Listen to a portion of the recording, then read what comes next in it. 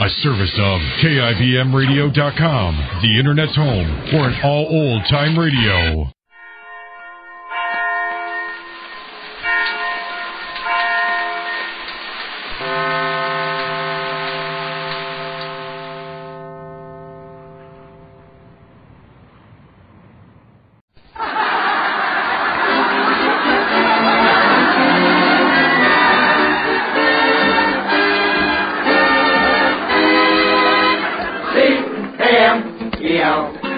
The Abbott Costello program brought to you by Camel, the cigarette that's first in the service.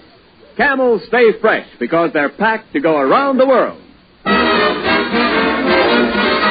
Listen to the music of Freddie Rich and his orchestra, the songs of Connie Haynes. Tonight's guest, Harold Perry, the great Gildersleeve, and starring Bud Abbott and Lou Costello.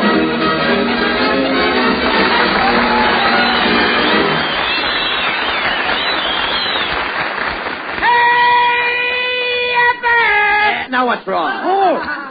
What's wrong now? Boy. Hey, Abbott, a terrible thing just happened. What I happened? was invited down to the shipyards where they're building a brand new ship, and I got caught between two guys that was throwing hot rivets. What happened? What happened? One of those red hot rivets landed in my back pocket. Yes? Before I knew it, I was 4 miles out to sea. Under my own steam, too. How do they save you, Lou? Did they throw you a breeches boy? No, I came back without any breeches, kid. No. Well, you made a fool of yourself again. Yeah, but I burned my bridges behind me. Oh, dog sense. What were you doing down at the shipyards in the first place? I forgot to tell you. See, Abbott, my cousin Hugo was a sailor down there. He's in the Signal Corps. The Signal Corps? Yeah, he keeps signal his mother to get him out. Oh. I'm so ashamed of my cousin Hugo. You are? I mean, after all, the Costellos have always been very brave people. My great-grandfather was a Colonel in the Army. A Colano? Yeah. Colano? You dummy, A Colonel, that's a pretty high rank. No, not Colano. It is. No, you see, that word is pronounced Colonel. Colonel? Yes, Colonel. Where did he fight? Oh, my uncle. He fought with the original 13 Colonels. No, Costello, that's colony. Oh, Colonel. You said it was Colonel. No. Colonel. Now, make up your mind. Look, it's very simple. In military parlance, C-O-L is pronounced Cur, as in Colonel. Yeah. Don't you know that? Oh, no, I never went to college. Oh. Not me. Yes, I know. I quit school at the age of 4. All right, that's enough. Well, it ain't all right. After I quit school, I got a job in Vertival. A I was a juggler. A juggler? Look, are you finished? No, one more. What? Abbott, what? Oh, that's your line. Yeah. Costello. Well, what is it? Now, what's next? Never mind. That joke sunk. Skip. Look, will you cut it out? I have something important to tell you. Mrs. Niles called up a few minutes ago, and she wants you to take care of her nephew, little Hector. Not little Hector. That's Yes. for me, brother. I ain't going to take care of that little brat. Why? Not me, brother. Oh, no, you mean you don't like little Hector? Oh, I like him. Well, that's swell. I'd like to give him a present. What kind of a present? Oh, a broken shoulder blade. That's no way to talk. What did little Hector ever do to you? What did he do? Yes. Why, the guy, he poured a bottle of ink in my bathtub last year. Last year? Yeah. Did you speak to him about it? No, I only discovered it yesterday. Oh, hey, wait a minute. Here's Ken and Mrs. Niles now. We were expecting you, Ken. Well, I'm sorry I'm late, Bud. My wife and I just got back from a hunting trip. Yes, I got a moose head. Well, put a hat over your antlers and nobody will notice it. Pay no attention to Costello, Mrs. Niles. He's a little tired. He just came from launching a ship. He just launched a ship? Oh, that must have been a pretty picture. One tub launching another.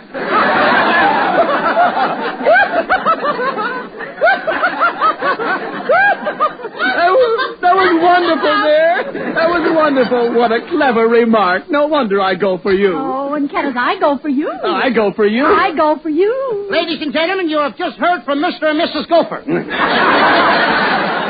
Look, come on now. Cut it out, Costello. Say, Mrs. Niles, where's little Hector? Oh, he's outside playing. I'll get him.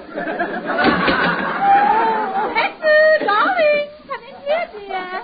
Yes, Annie Niles. I was looking for Mr. Costello's crazy cat. Who ever told you I had a crazy cat? Annie Niles. She said, wait till I get a load of your silly foot. See why I hate the kid? Oh, isn't little Hector cute? Oh, come here, kid. I think you're very cute, too. Come here, do me a favor. Yeah, what? Let me pinch your windpipe. Costello, now. Well, I mean, hey, Hector, look. Why don't you just walk around the block? And if you're not back in 3 days, that'll be fine. Okay. Oh, don't mind Hector, Mr. Costello. He's just faithful. Why, the other day, he gently kicked me in the face. Mrs. Niles, I hope he didn't knock any of your teeth out. How could he? She had him in her back pocket all the time. Come, Kenneth. We'll be back for Hector tonight. Oh, now listen. Now, look, I'm not going to get stuck with this kid, Hector. Now, look, Hector, come here. Go on home to your mother, will you, kid? But my mama ain't home. She's downtown buying a gun for my old man. Buying a gun? Did your father tell her what kind to get? No. He doesn't even know she's going to shoot him. Hey, Abbott, I'll tell you, this kid is dangerous. Oh, come, he's only playing. Playing? Yesterday, he stuck his grandfather's head in the stove and sang, "Smoke gets in your eye." Hector, that was a terrible thing to do. Yeah, it was. It put the fire out.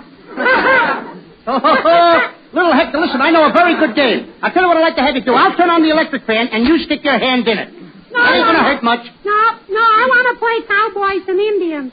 Look, I brought my BB gun. Don't point that gun at me! It might go off!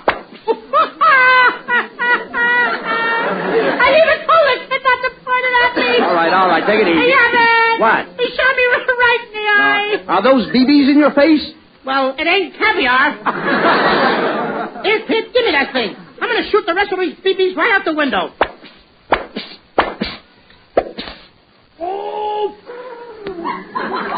Who shot that gun out of the window? Who wants to know?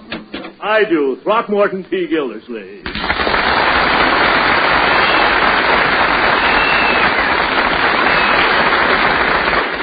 Mr. Gildersleeve, those shots, sir, were an accident.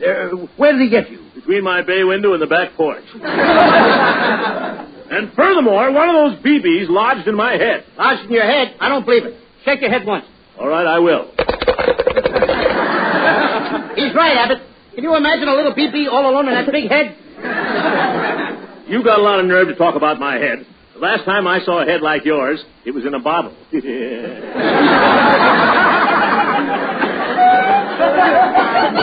Now, wait a minute, boys. Let's settle this thing like gentlemen. But he ain't going to blame this on me. Now, it was all that little Hector's fault. You mean this innocent little child here? Why, he has an angelic face. He has a heavenly look. You got your directions mixed. Now, look here, Costello. You're not going to blame this on anybody else. I demand satisfaction. Put up your fists and fight like a man. Okay, Abbott. This guy's asking for it. Give me a piece of chalk. What are you going to do with it? What am I going to do with it? I'm going to draw a line right here on the floor. Right over there. Now, come on, Gildersleeve. I dare you to step over that line. Very well. I stepped over the line. Now what? Yeah. Now you're on my side.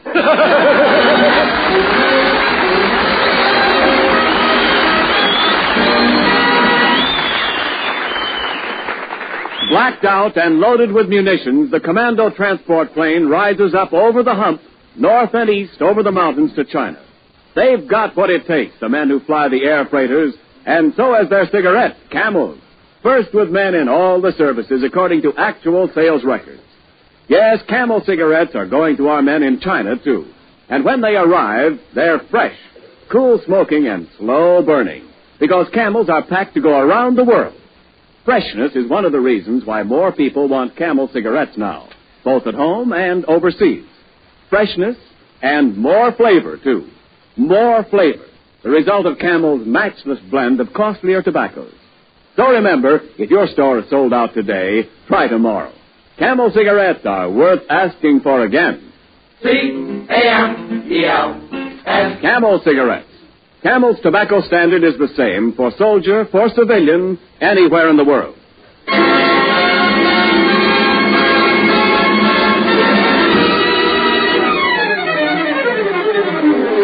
Freddie Rich and the orchestra dancing in the dark.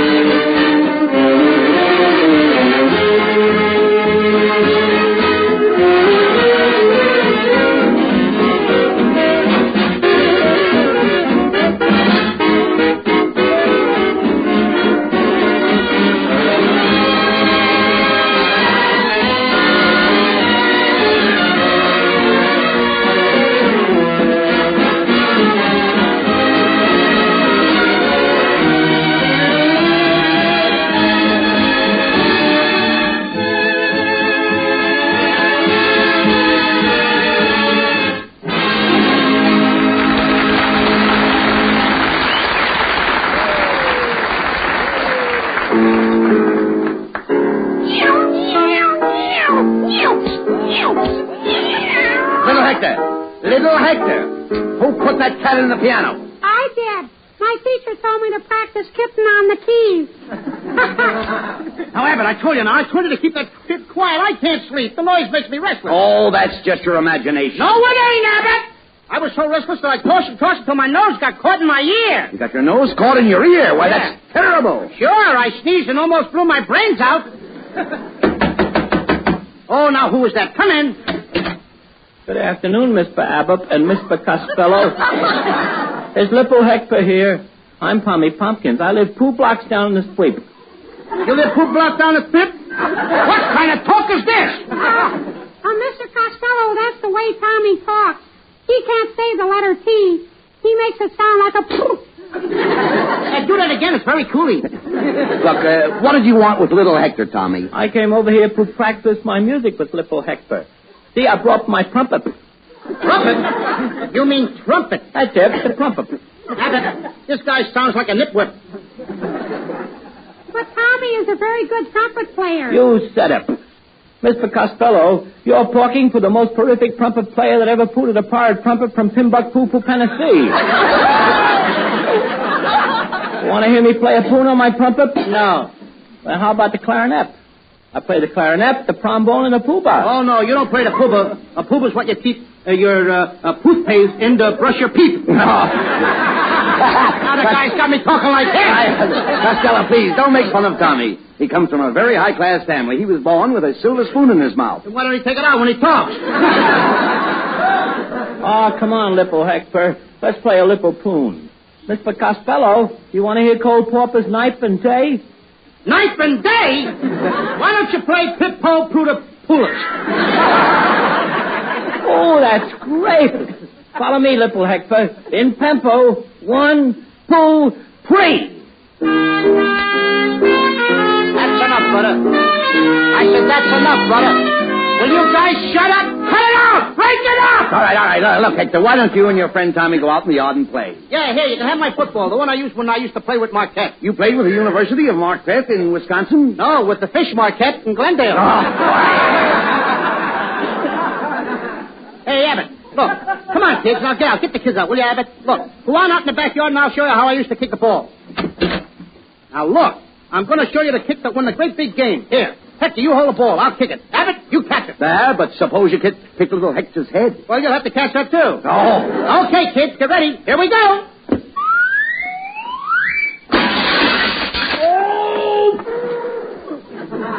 Who kicked that football through my window? Hey, it's Gildersleeve. Let's run. Now, what's the matter? What's the matter? Abbott, that darn clothesline. Did it get you? No, I always wear my nose side saddle. Did it get me? Don't you try to run away, Costello. You kicked that football through my window. It bounced off my high boy and put a nick in the leg of my secretary.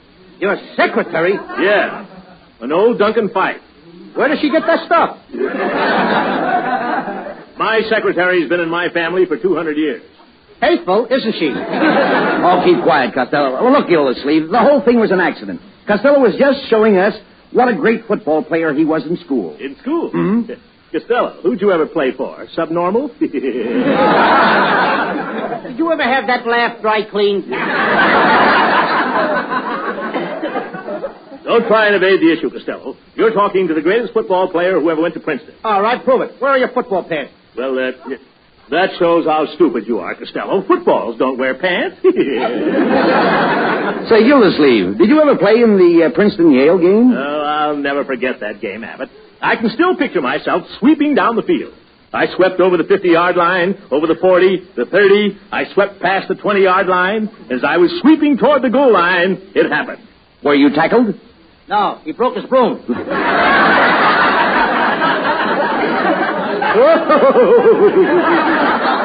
Well, there's only one way to settle this argument. Why don't you challenge each other to a football game? That's a great idea, Abbott. It's the only thing that'll satisfy my honor. We Gildersleeves are a proud lot. You're a vacant lot. I think I got the kid going, Pop. He's getting mad. Costello, we'll meet in 1 hour. If I should not emerge victorious, I shall retire to a mountain fastness, where, as a measure of self-punishment, I shall wedge my neck in the crotch of a tree and allow the woodpeckers to peck on my cranium at regular 5-minute intervals. Yes. Yeah? Well, listen, Gildersleeve. If I don't win this game, I'm going to retire to the cellar of Tony's Fish Market, where I will tie myself to a pickle barrel and have Tony slap me in the puss with a wet barracuda. Not every 5 minutes, not every 3 minutes, not every 10 seconds, but Sunday. Monday and always.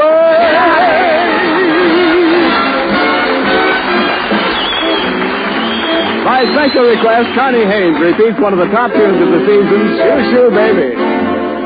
Shoo, shoo, shoo, baby. Shoo, shoo, shoo, baby. Don't cry, baby.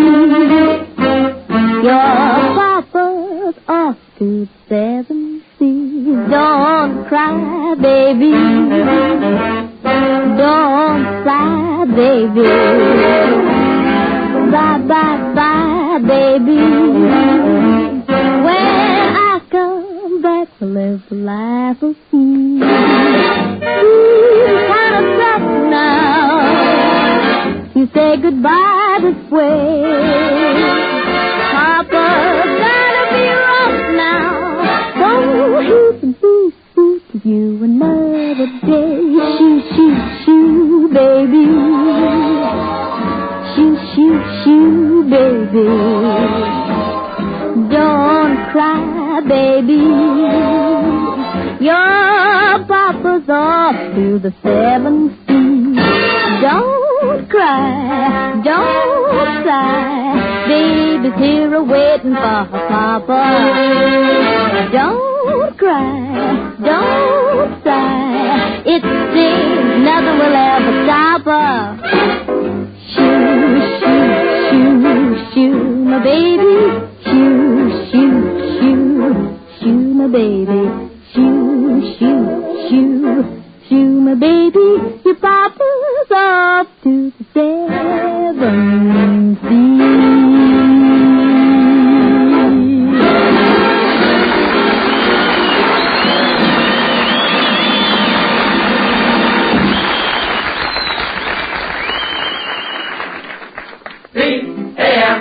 C-A-M-E-L-S. Camel cigarettes. They're first in the service. They've got what it takes.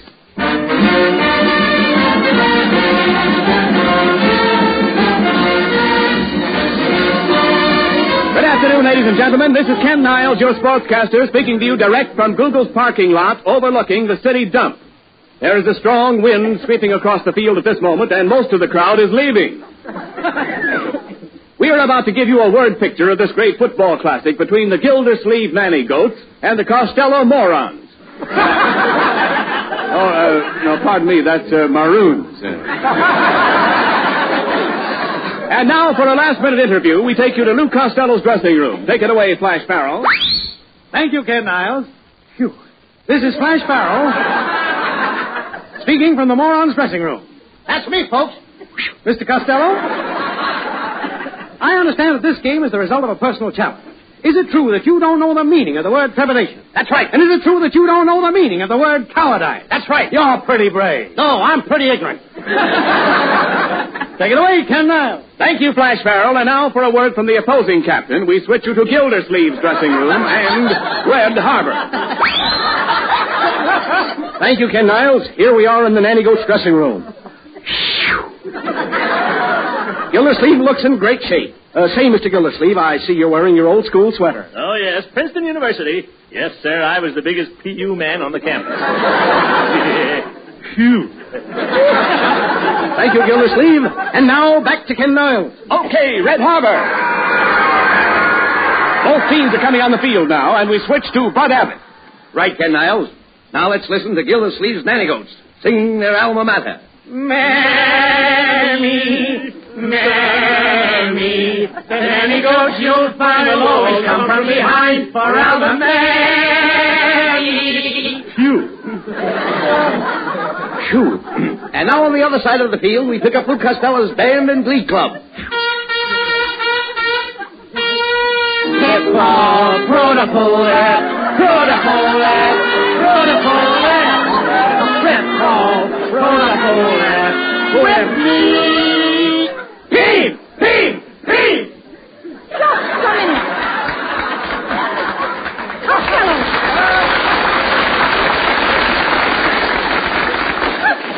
What do you think you're doing here? Now, don't bother me now, Mrs. Niles. We're going to play football. But where's little Hector? What do you think we're using for a football?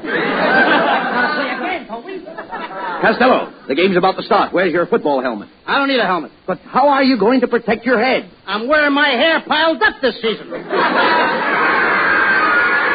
Well, folks, the moment is here, and we take you to the midfield stripe where the opposing captains are shaking hands in their usual friendly manner. Oh, I warn you, Costello. You try to carry the ball through my line, I'll climb you like a tree.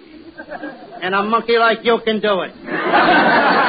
Costello, remember sportsmanship. I'm not afraid of him, Abbott. Listen, Costello, I'll hit you on the top of your head so hard I'll drive your head down into your ribs. When you open your eyes, you'll think you're in jail.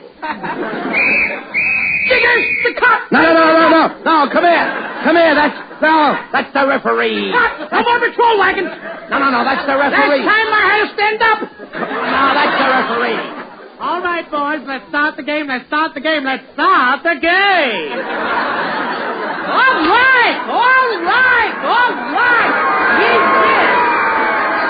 Well, the game's about to start. Costello is kicking off to Gildersleeve, and Costello's toe meets the pigskin. Wait. Gee,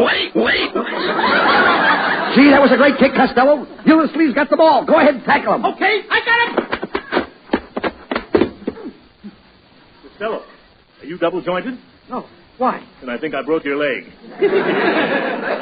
The joke's on you. I always wear my leg in my back pocket. Hey, I don't like the way you tickle, Gildy. You mean tackle. You don't know your football. I mean tickle. You don't know your mustache. Come on, Gilly, let's start the play. Right. Signals. 1, 2, button my shoe. 3, 4, shut the door. Hike! Costello, Gilly's running around his own end. He's running around his own end. That's a neat trick if he can do it. But quick, grab him. Come on, grab him. Ooh, ow! Referee! What is it? Did you see what happened? Yes, I did, and I penalized you 15 yards for interference. Interference? Gildersleeve kicked me right in the push. I don't believe it. You wouldn't do a thing like that, would you, Gildy? No, Uncle Ralph. Uncle Ralph, this is a frame-up. Look, stop complaining, Costello. It's your turn to carry the ball. Now, let's see you make a touchdown. Okay, Abbott, watch me. Signal. 1, 2. What comes after 2? 3. Oh, 3. Good. I knew he went to subnormal. Look, I'll call the signals. 1, 2, 3, 4. Say, Costello, what comes after 4? 6. No, it's 5. Oh. How do you know? I got my shoes off. I'm counting on my toes. Get ready, then. Signals. 1, 2, 3, 4, 5. Hike! Oh, boy. I got the ball, Abbott. 1 tackler down. 2 tacklers. 3 tacklers. I'm going to make a touchdown, Abbott. No, you won't, Costello. I'm right back of you. I got you. Uh-oh. Abbott, we can't lose now. Why not? I'm out in the open.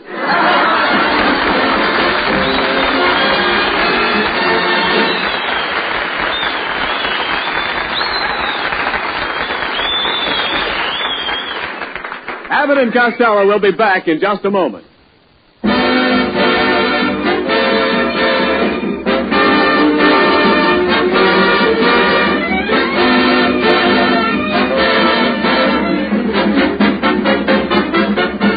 And now, here's Abbott and Costello with the final word. Thanks, Ken. Well, Gilly, it was swell to have you with us tonight. That was a pretty tough football game. Yes, it was. I think Costello and I better take inventory. Let me see now. I've got 2 arms. And I got 2 arms. And I've got 2 legs. And I got 2 legs. Wait a minute, Gildersleeve. I'll never be able to face my public again. Why not? I'm wearing your head. Oh, get out of here. Good night, folks. Good night, folks.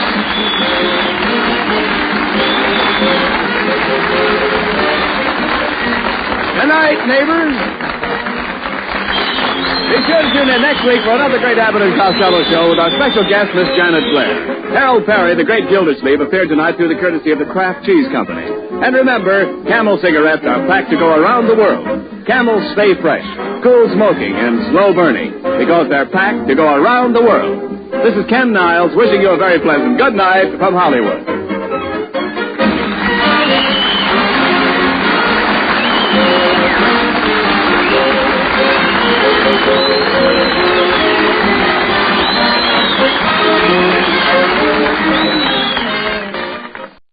Hollywood, the CBS Radio Workshop.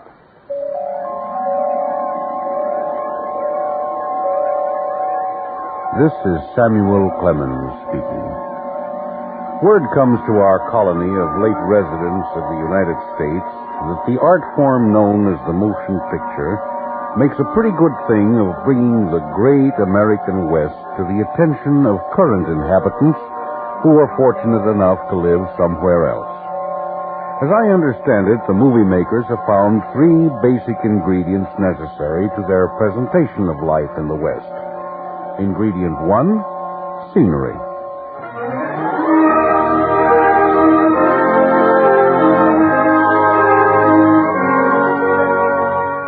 Ingredient 2, a good man in a white Stetson and a bad one with 10 gallons of black felt on his head.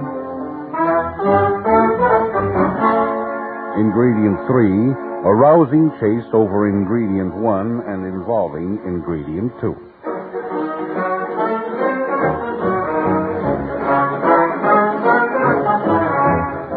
Of course, they add a few refinements now and then, such as the love of mankind for horsekind. Don't know what I'd do without you, broomtail partner. Or maybe a battle against the elements.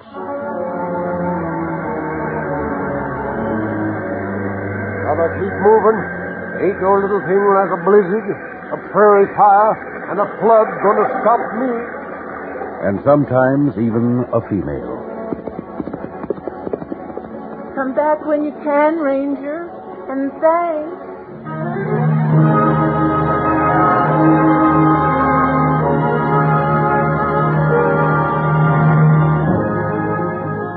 Now, word has reached me that in addition to symphony orchestras, trick horses, and guitar players, they also hire writers just to think up these adult westerns.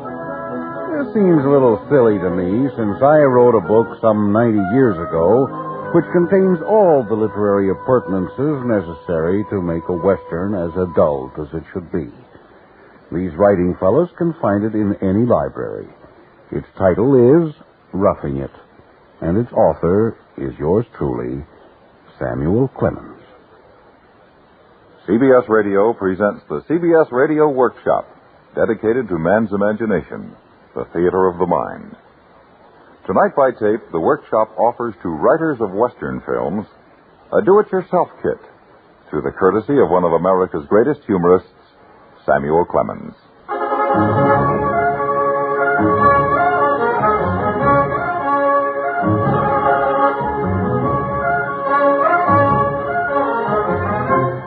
Mind you, I don't consider myself an authority. It's just that I was there back in 1863. It happened my brother Bob was appointed Secretary of the Territory of Nevada, and I was pretty cut up about it. Pretty soon he would be hundreds of miles away on the great plains and deserts and mountains of the far west. He would see buffaloes and Indians and prairie dogs and antelopes. Maybe he would get hanged or scalped and write home and tell us all about it and be a hero. So when he offered me the sublime position of private secretary under him, it seemed the heavens and earth passed away, and the firmament was rolled together as a scroll. I accepted.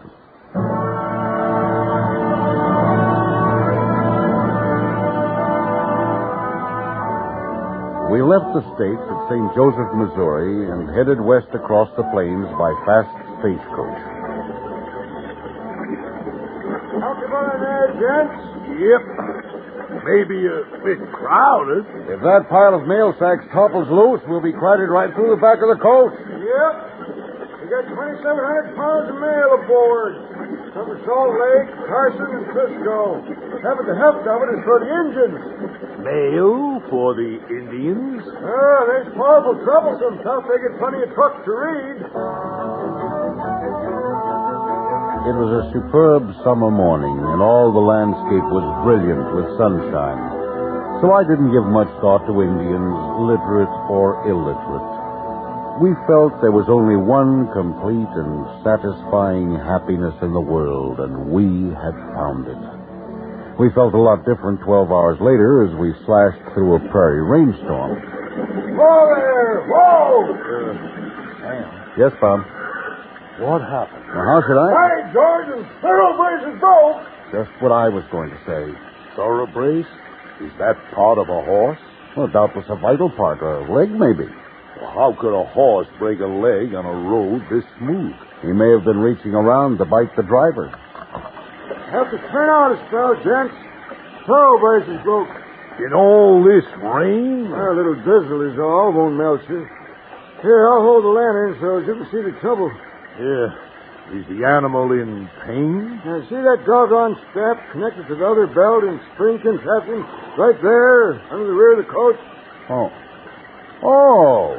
Say, I never saw a thoroughbrace used up like that before that I can remember. How did it happen? Yeah, it happened trying to make one coach carry 3 days' mail, that's how. Yeah, but it's lucky. That'll protect us from the engines. How so? Why, right here in this very spot is where I was supposed to leave that whole ton of newspapers for him. And it's so nation dark, I might have drove right by if the thoroughbrace hadn't broke. Hey, now, if I can ask you gents to help me toss out the sacks, I'll get on with mending it. When will the Indians pick up their mail? In the morning, maybe. Or next time they're along this way. All I know is that with all this fascinating reading matter, they won't be bothering us. They didn't, and we enjoyed considerably more legroom in the stage. 56 hours later, we crossed the Platte River and rattled into Fort Kearny in the territory of Nebraska, 300 miles out of St. Joe. 300 miles in 56 hours. But they went and spoiled it. They pushed the railroad out onto that beautiful prairie. And only 12 years later, they made the same 300 miles in less than 16 hours. And now I'm given to understand that this record has recently fallen to the newfangled flying machine. So it's no wonder that the fellows who make these Western movies never get a chance to find out what the West is really like. You gotta rock along a rutted trail at 12 miles an hour like we did to understand the country. Soon we acquired certain blisters, and when they became calluses, the seats became less hard. The driver of the stagecoach was perhaps the very first of a hardy breed. George Bemis was his name.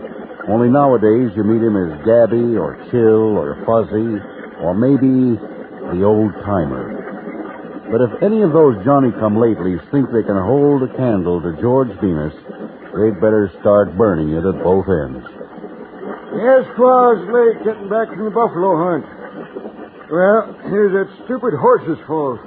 The minute he saw that buffalo wheel on him, he raised straight up in the air and stood on his heels. He threw you? Takes more horse than him to throw George Bemis. Well, then a buffalo made another pass, and I may wish to die if the horse didn't stand on his head for a quarter of a minute and shed tears. But you stayed on through the flood. I stayed on. Pretty soon, the buffalo made a snatch for us and brought away some of my horse's tail. Then you should have seen that spider-legged old skeleton of a horse go, and the buffalo cut out after him. Which was faster? I never did determine. But by George, it was a hot race.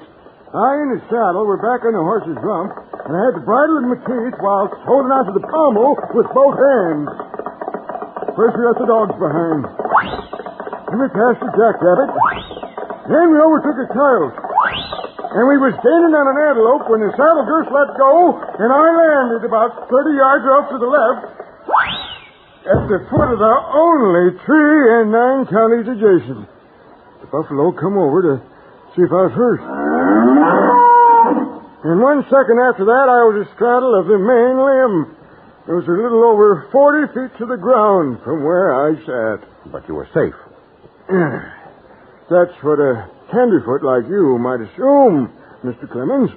But presently a thought come to that buffalo, and he started in to climb that tree. What, the buffalo? Of course. Who else?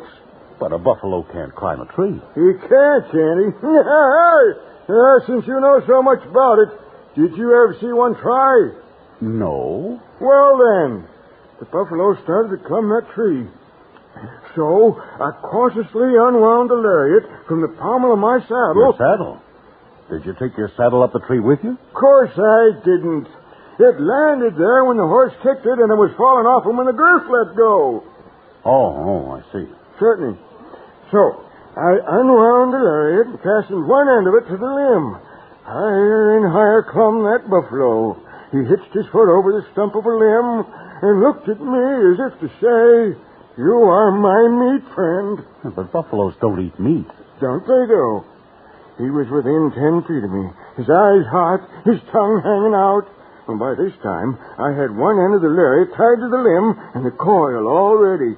All of a sudden, I let go, and the slip noose fell fairly around his neck. Quicker than lightning, I was out with my revolver. Hey, that scared the buffalo, too. Must have.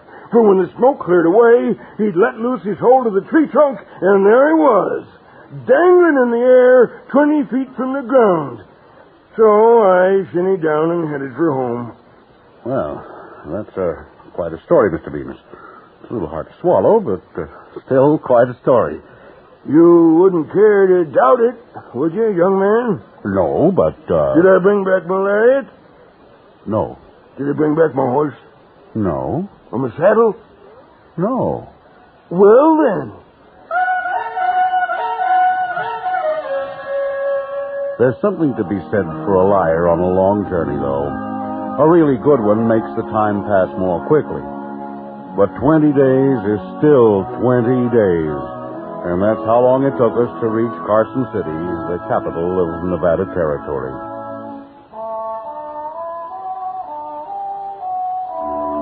If you want to know what Carson City looked like back then, just try to recall the little town in high noon with those funny little white frame buildings that seemed too high to sit down on and hardly high enough for anything else.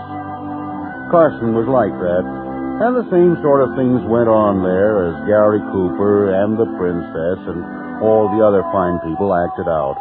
But as I recall, the action at Carson City moved toward its climax without benefit of that old clock on the wall. And there was action. It began the moment we climbed down from the stagecoach. A tall, rangy fellow that might have been Gary's granddad rode up and shook hands with us from the lofty turret of his saddle. Good afternoon. I take it you're Mr. Clemens, the new secretary. I am, sir. And this is my brother Sam. I'm deeply pleased to welcome you. I'm Mr. Harris. The governor sent me to meet you. Well, now, that's mighty... I'm afraid I'll have to ask you to excuse me a minute. Yonder is the witness who swore I helped rob the California coach some weeks ago. A piece of impertinent meddling, gentlemen, for I'm not even acquainted with the man. Get up there. Whoa! Now, gentlemen, if there is any way I may be of service.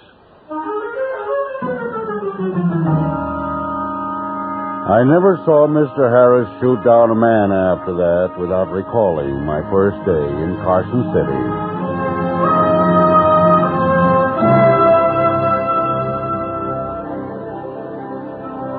I was wonderfully fascinated with the curious new country, and I set about to become a real Westerner. Now, every Westerner must have a horse to ride, a noble, intelligent, friendly beast, which I understand, according to routine film procedures, must be acquired by saving it in colthood from a stock start of a cougar, or at very least from a mob of blackguards bent on thwarting the SPCA. But that is the hard way to get a horse. $20 I am bid for this noble beast. Friends, don't hurt the animal's pride. Now, do I hear 22? It looks like that one's going pretty cheap, don't it, String? Well, I'm not too familiar with the local market. Saddle alone's worth the money. Friends, who make it 22? 22. $22 I'm bid, and it's still a steal in the crime sheet. I was about to bid myself, but if you want him... I don't really want him. I wouldn't know what to do with another horse. It's just that I know this one. I know him well. Oh? Now, you might think he was an American horse, but he's nothing of the kind. 24. 24 is me, thank you, Gildy. 24, but it's magnificent. Excuse my speaking in a low voice, stranger. Other people being near and all that. But he is, without a shadow of a doubt, a genuine Mexican plug. Really? Yes, sir. A genuine Mexican plug. I only wish I could use him. See, why don't you bid on him? Has he any other advantages? Oh, yeah, the 24 and a half. He can outbuck anything in America. You're sure you don't want him? No. I wish I did. You go right ahead, sir. 24 and a half, 3 times. 27. So, come and get him, friend. Congratulations, stranger. You always get a bargain when my brother auctions off a horse. Certain citizens held my genuine Mexican plug by the head and others by the tail while I mounted him. As soon as they let go, he placed all his feet in a bunch together, lowered his back, then suddenly arched it upward and shot me straight into the air. The third time I went up, I heard my new friend say, "Oh, don't he buck, though?" And when I came down again, the genuine Mexican plug was not there. He darted away like a telegram, soared over 3 fences like a bird, and disappeared down the road toward the Washoe Valley. I sat down on a stone with a sigh. One of my hands sought my forehead, the other the base of my stomach. I never appreciated till then the poverty of the human machine, for I still needed a hand or two to place elsewhere. And subsequent events, as you shall see, convinced me that the movie maker perhaps is inclined to romanticize the horse's usefulness to man.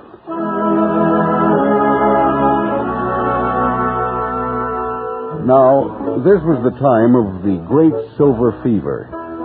John Wayne himself searched for the Comanche no more avidly or in deeper snow than the inhabitants of Nevada searched for hidden wealth. I succumbed and joined a prospecting party consisting of a Mr. Ballou, a Mr. Ollendorf, me, and 3 miserable horses. We rode out of Carson on a chilly December afternoon, and some days later... Move! Come along here, you sparing monster! Move! Mine doesn't pull any easier than yours, Ballou. This one pulls even harder yet. Maybe they don't like it, the snow. I don't like it, the snow either, Ollendorf. Yeah, we should have stayed at the stage station another day or two, maybe, till we could see where we was going. My head, it is like a compass. Exactly where we are going, I know by instinct. Well, now, that's splendid news. The last 4 hours would have been happier if you'd told us 4 hours ago. My instinct sets a beeline. If we were to waver off that beeline a single degree of the compass, my instinct, she would say, whoa! I didn't mean you, whoa. I meant myself, whoa. Come, horse. Oh, we should have traveled with the party left before us this morning. I rather wish we had. Oh, but here are the tracks of that party. Say, they are tracks of that. So, we hurry and catch up with them. I told you my head, it is like a compass. Come, horse. We must be catching them. Tracks look fresher. Yeah, there seems to be more of them. Maybe some others also have joined the party. Come, horse. More people joining the party all the time. I wonder how such a large group of people can be so quiet. Well, maybe they don't like each other. Come, horse. Enough tracks now for a platoon of soldiers. A regiment yet. Any minute we catch up with them. Yeah, any minute. Boys, wait. These here's our own tracks. We've been circusing around in a confounded circle for the last 2 hours. What? Well, certainly we have. Not a very big circle at that. But my head, it is like a compass. Ollendorf, your head, it is like a rock.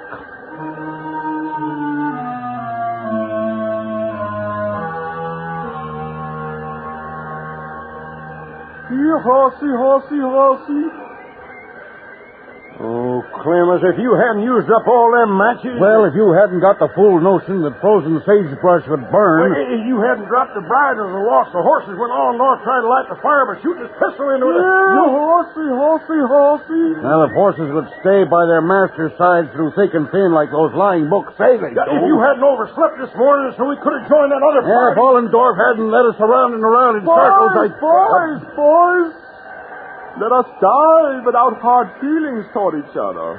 Let us forgive and forget bygones. Maybe you have felt hard toward me. Well, I have felt hard toward you, too. You are both a couple of doomkops. But I forgive you. I forgive you with all my heart.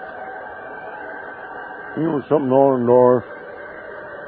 You make me ashamed of myself. Now, you are a pompous Prussian ass. Yeah. But I forgive you, too. Baloo, Ollendorf, I hadn't traveled 1 mile with you before I decided you were the biggest bores the Maker ever created. Yeah. But I forgive both of you. Well, thanks. I could not die with two finer gentlemen.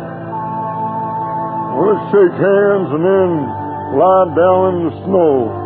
And in the morning, we'll be frozen to death. Yeah. They say that freezing to death is the most happiest way to die. That's what they say. So long. Auf Wiedersehen. Goodbye.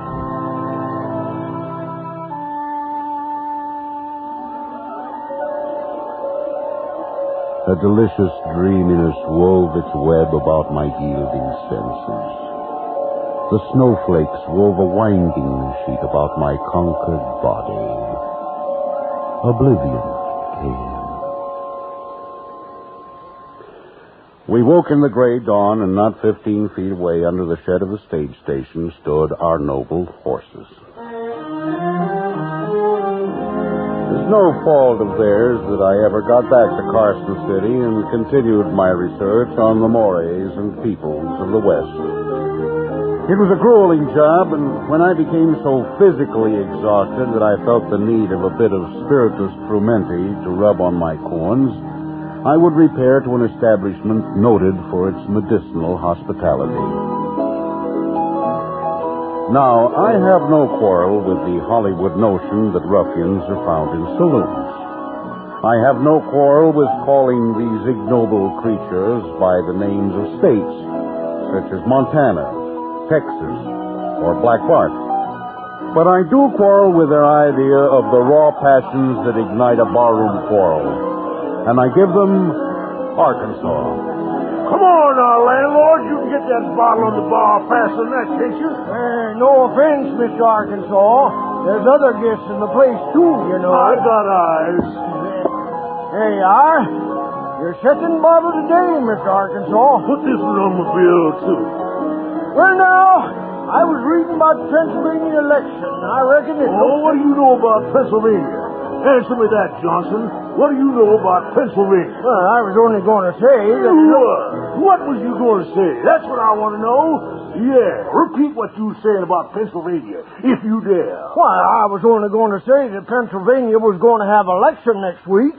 That was all I was going to say. I wish I never sure if it wasn't. Then why don't you say it? What you come swelling around that way for, trying to raise trouble? Well, I didn't come swelling around, Mr. Arkansas. I was already here because I own this place.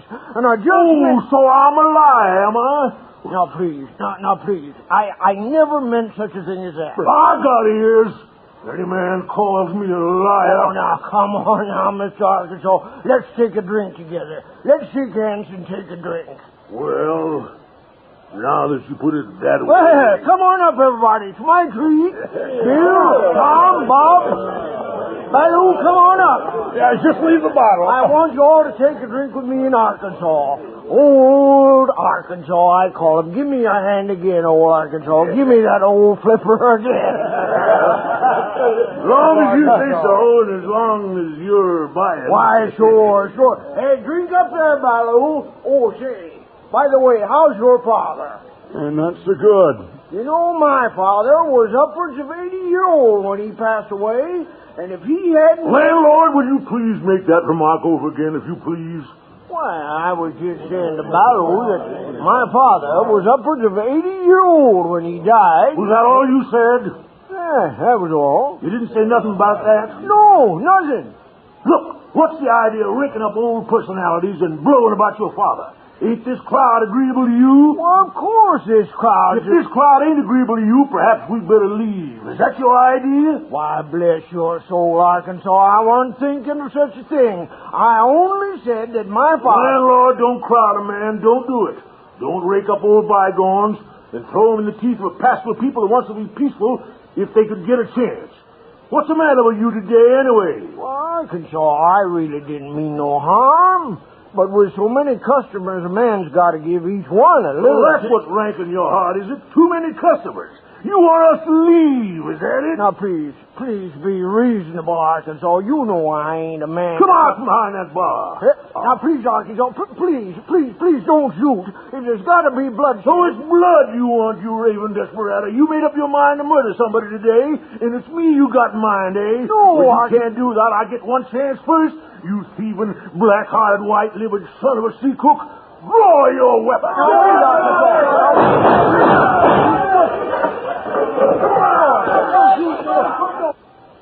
Let me see Hollywood stop that one without rivers of blood and mothers dragging their screaming offspring from the theaters, never to return. Hollywood would never think the carnage could be halted by the tender words and frail beauty of the pioneer woman, would it? What's going on in here? Johnson, what do you mean stumbling through our nice glass door that way? And who's doing that shooting? Who's causing all this? Oh, it's you, is it, Arkansas? Well, Mrs. Johnson, I didn't... Don't tell me what you mean. You're the only one with shooting iron smoking. Well, when a man can't hold more than 2-3 quarts of whiskey without he has to disturb a poor woman who's slaving her life away over a boiling hot range, trying to prepare a few victuals to keep the customers from starving themselves to death, and causing her clumsy oaf of a husband to smash himself through a lovely glass door, which we only had shipped clear out here to make the place a little mite more like things was back in Scranton, Pennsylvania. Well, you fire off that pistol once more, and I'll run this butcher knife clean down from your guzzle to your boot. Do I make myself clear? Yes'm. All right. Now do your drinking peaceable. All right, dear. There's lots more in my book. The real information about the West.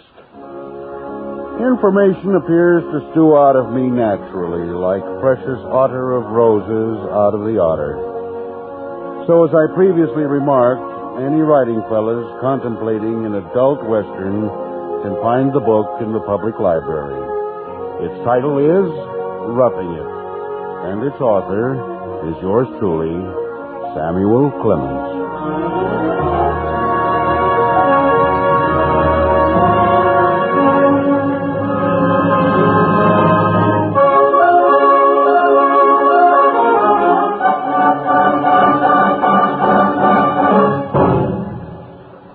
The CBS Radio Workshop, produced and transcribed in Hollywood by William N. Robeson, has tonight presented Roughing It by Samuel Clemens, adapted for radio by Francis Van Hartesveld and directed by Mr. Robeson.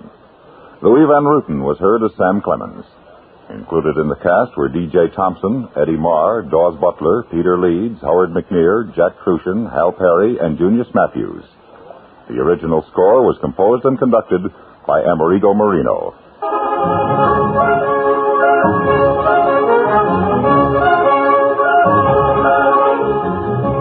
Next week, the workshop will be heard from New York in a demonstration of A Writer at Work by and with Hector Chevnier, author of the daytime serial The Second Mrs. Burton.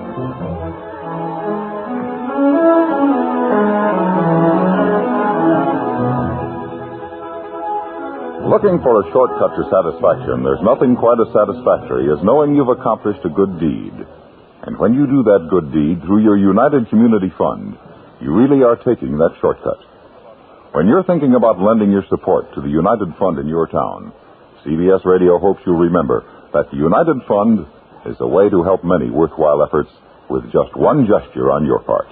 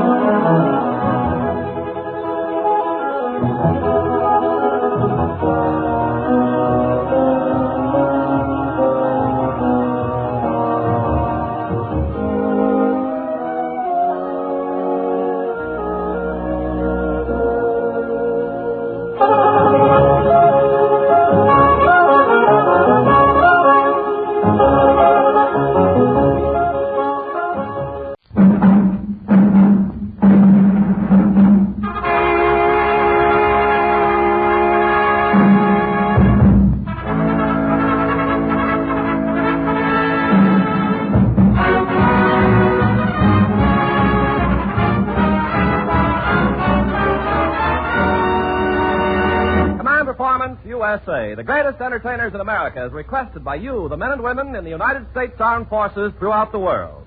Command Performance, presented this week and every week till you're back from over there.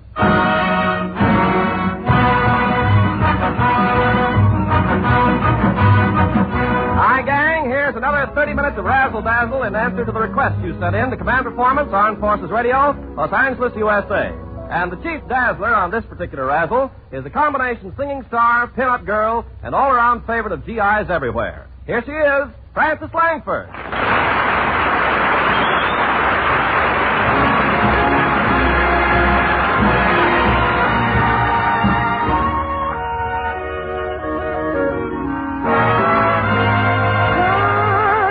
Kiss me once, kiss me twice, then kiss me once again.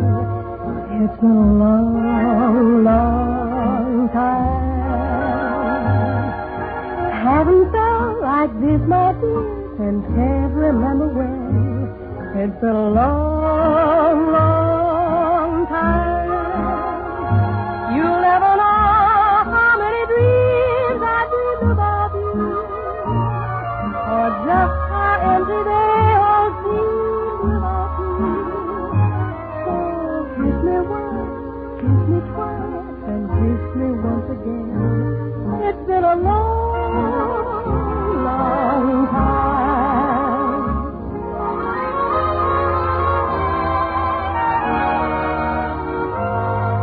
I never thought that you would be standing here so close to me. There's so much I feel that I should say, but words can wait until some other day.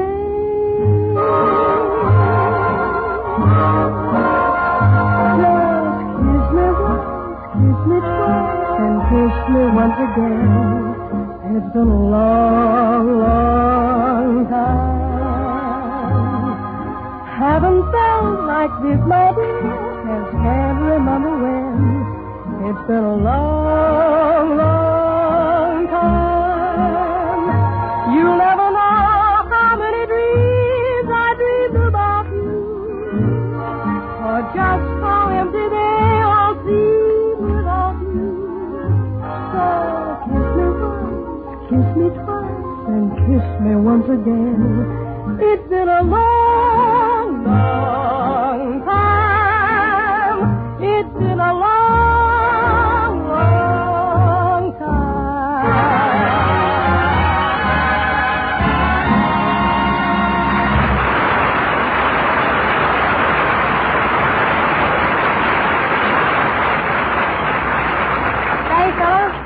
Well, the old Command Performance Hall has rocked and rolled to the rhythm of many a solid singing group.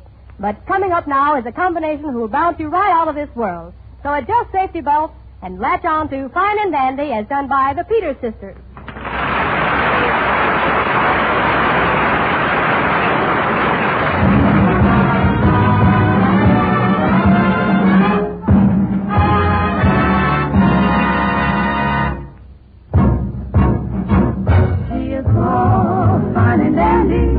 Sugar candy when I got you. Then I only see the sunny side. Even trouble has its funny side. When you're gone, sugar candy, I get lonesome, I get so blue. When you're handy, it's fine and dandy. When you're gone, what can I do? Gee, it's all fine and dandy. Sugar candy when I got you. Then I only see the sunny side. Funny side. When you're gone, sugar candy, I get lonesome, I get so blue. Your hand is so fine and dandy, but when you're gone, yes, after you've gone, what can I do?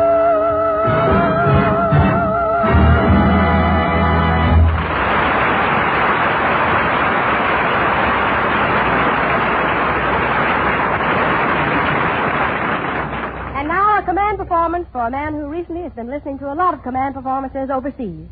Here he is, fresh from the Marine Corps, Bob Crosby.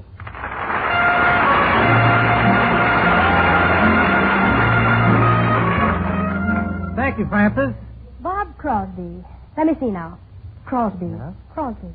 Oh, you must be Bob Hope's brother-in-law. Why not? Please, Francis, it's tough enough being a Crosby. Don't mix me up with Hope, too. Of course, I must admit that Hope is a pretty sharp guy having a cute gal like you on his program. Now, Bob, stop looking at me like that. I can't help it, Francis. I'm just readjusting myself to civilian life. Well, Bob, I realized you were a Marine, but you're barking up the wrong beachhead. Hello there, Bob. Well, hello, Ken. Hi. See, you look swell in civilian clothes again. When's Bing going to put some on? Well, Ken, now that Bing has sold his horses, what do you expect him to do with the blankets? Well, enough about the old groaner, Bob. How about a little tune from the young groaner? How about love letters, for instance? Deliver.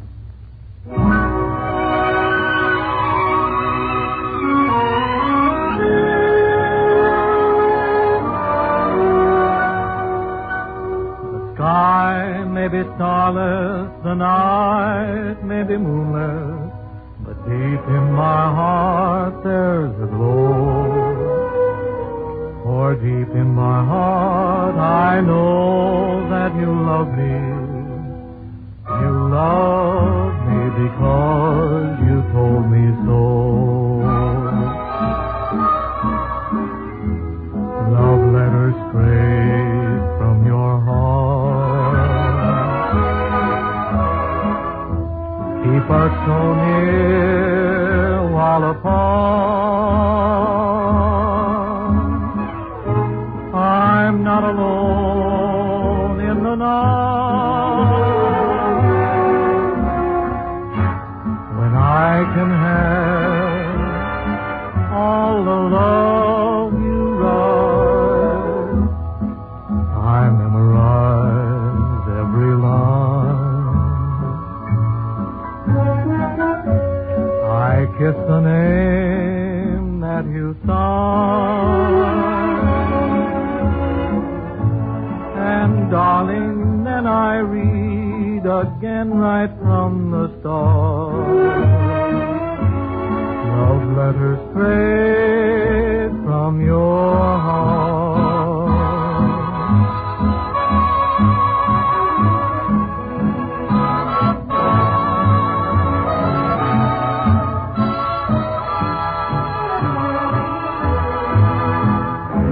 And darling, then I read again right from the start.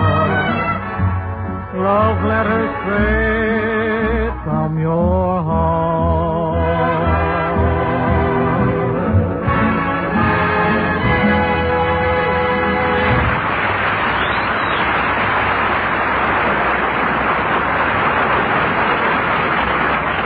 And now, gang, we'd like to answer a request from a bunch of fellows who signed their letter, Corn on the Cob Incorporated.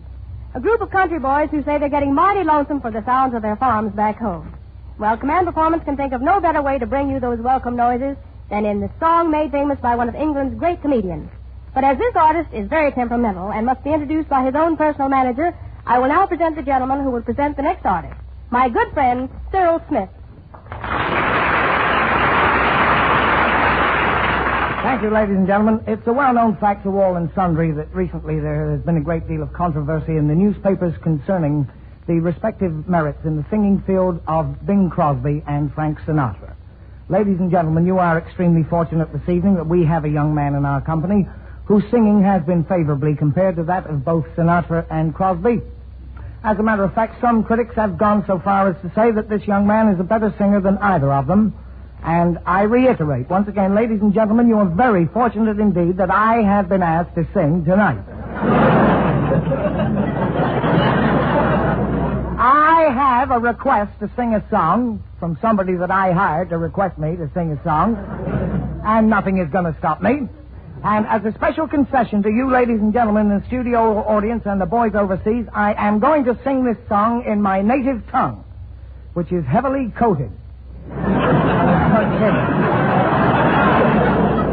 This is a very lovely and beautiful old English folk song or Christmas carol that I had the pleasure of recording for the Victor Company a few years ago, and I should like to make it very clear that it is the custom where I come from for the ladies in the audience to join in and assist the singer in a song of this type. So I would appreciate very much indeed if all the ladies present would listen very carefully to the way I sing the first verse and chorus, and then join in and assist me with the second and third choruses of this very lovely old song, which is called It Came Upon the Morning Clear.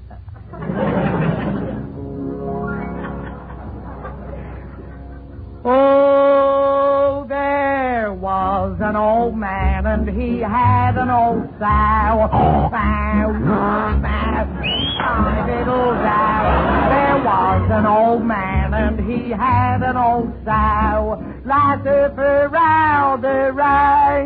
Oh, Susanna's a funny old man.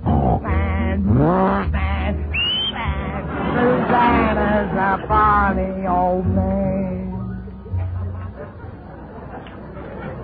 Now, do you get the idea, ladies?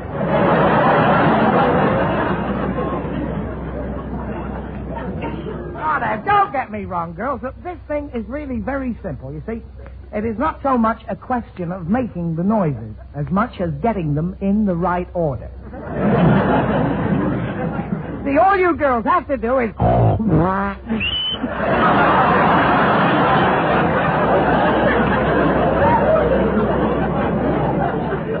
See, there's absolutely nothing to it at all. So, now that all you lovely ladies...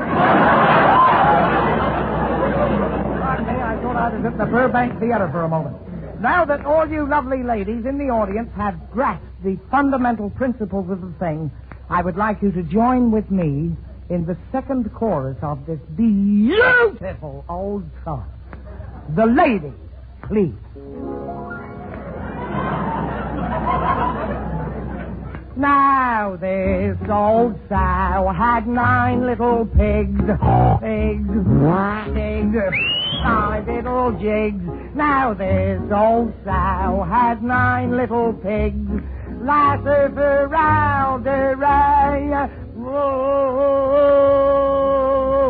Now this is where you come in. Just lean back in your seat, relax. Let your back hair down, girls, and rustle your bustles, and we will join in the second chorus together, the ladies and myself. Are you ready, girls? Here we go. Oh, Susanna's a funny old man, and Susanna...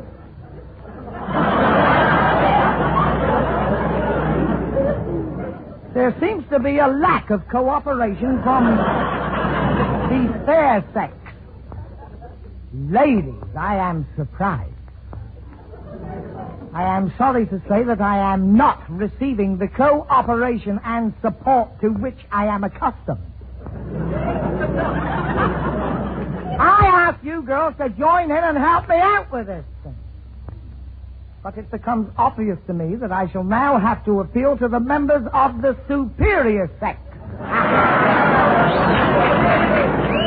That is us, fellas. We think. So I'm going to ask the ladies and the gentlemen to join in the last chorus, and let's take the roof right off the joint. What the heck? It don't belong to us. Come on, everybody. They couldn't all climb the garden wall.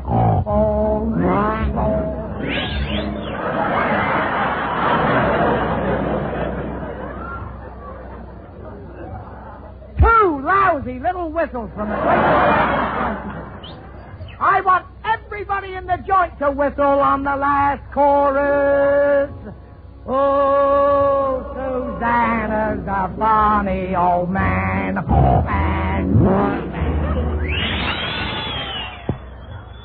Don't look now, but you are now cooking with gas. Susanna's a funny old man.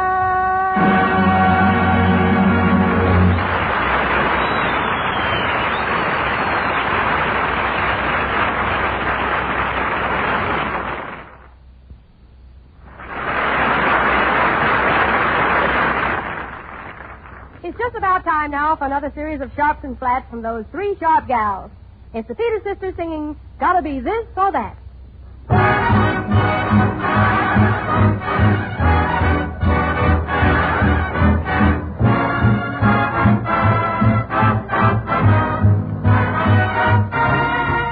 First you say you will, and then you won't. Then you say you do, and then you don't.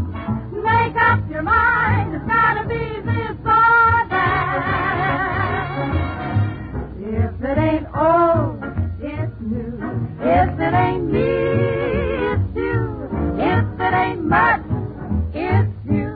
Gotta be this or that. If it ain't full, it's blank. If you don't spin, you bang.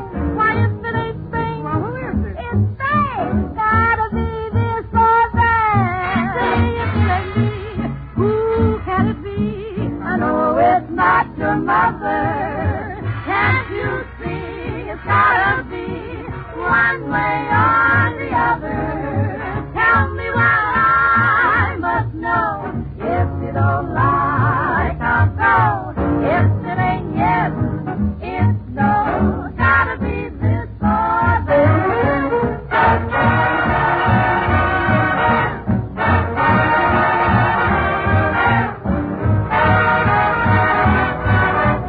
Gotta be this or that.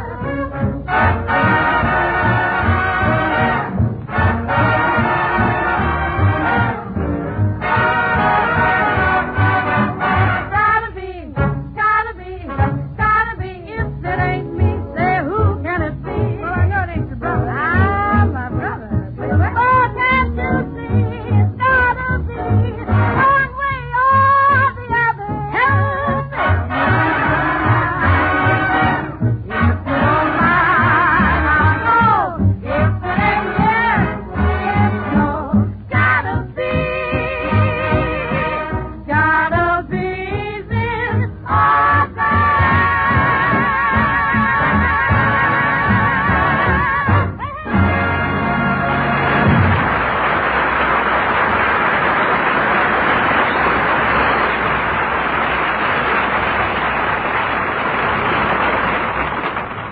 On a certain evening every week, millions of people turn millions of dials to a certain station so they won't miss the next episode in the life of a certain genial fellow. He's one of America's best-loved comedy personalities, the great Gildersleeve.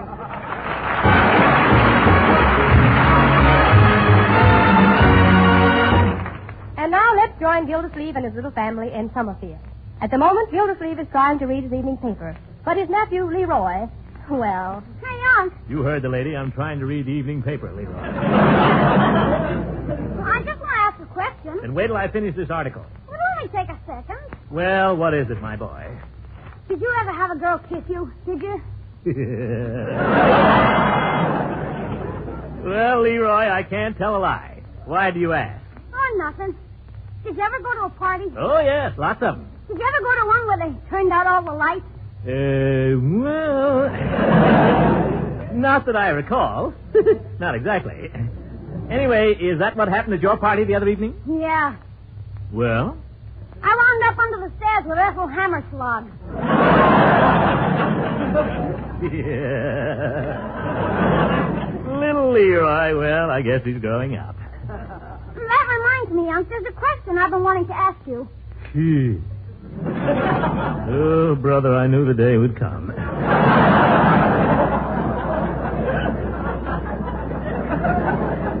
There's something I've been meaning to take up with you, my boy. Sit down. Sit down, what for? Well, this may take some little time. Okay, shoot. Are you comfortable? Well, sure, I just want to ask this one question. If you'll be quiet, Leroy, I'll answer all your questions. This is a mighty big subject. Oh, gosh, you don't have to make a whole big thing out of it. It's the biggest thing in the world, my boy.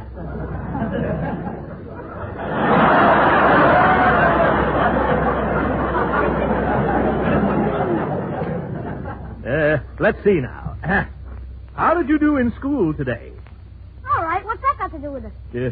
Nothing, I guess. Well, let me see.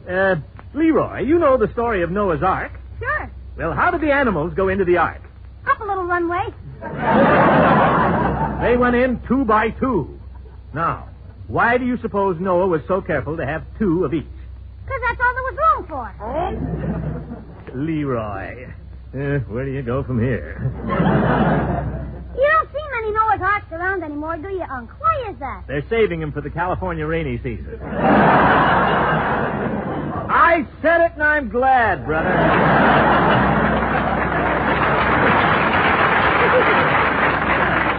Natives.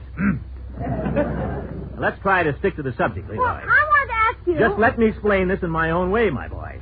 Okay, go ahead. Now, there's a right way and a wrong way to do everything. I wish I knew the right way to do this. Now, where were we? Noah's Ark. Yeah, forget Noah's Ark. You've heard of the flowers, haven't you? Sure. You've also heard of the bees, have you not? Yep. Good. Now, what are the bees doing when they're flying around in the garden? Making honey. That's very good. Very good. But that's not all the bees are doing, my boy. Do you know what else they're doing? Singing people. That's not what I mean. Oh, I know what you mean. When the bees go into the flowers to get honey, they accidentally get pollen on their legs. And then when they go to the next flower, some of it comes off, and that's what keeps the flowers going. Going? Is that a fact? Well...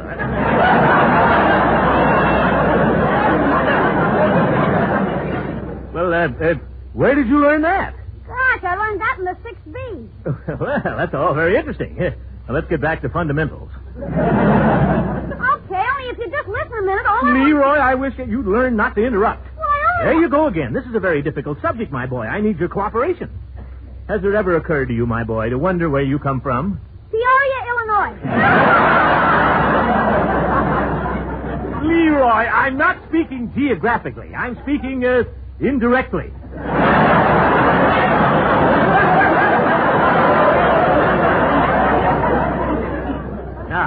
Now let's try again, huh? Will you? I wonder if you've ever heard a little poem. It used to be very popular when I was a boy. What's that? It's a very beautiful poem with a very lovely thought. What is it? I'll recite it. Where did you come from, baby dear? Out of the nowhere into the here. Oh, brother, are you kidding?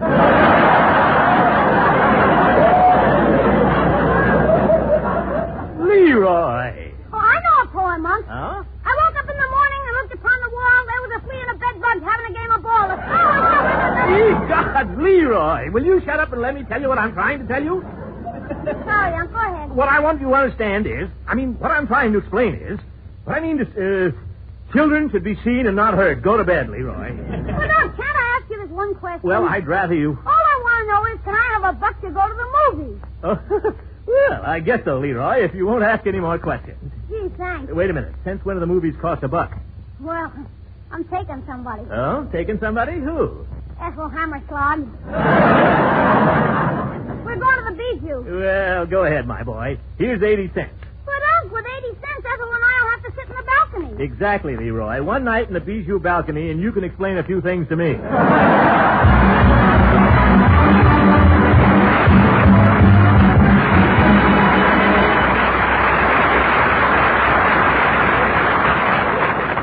Well, I see by my program notes that it's time for me to stop with the words and make with the music.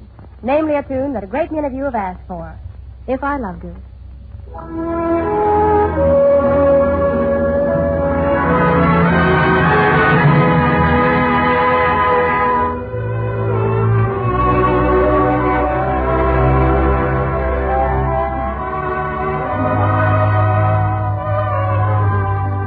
If I loved you, time and again I would try to say all I want you to know.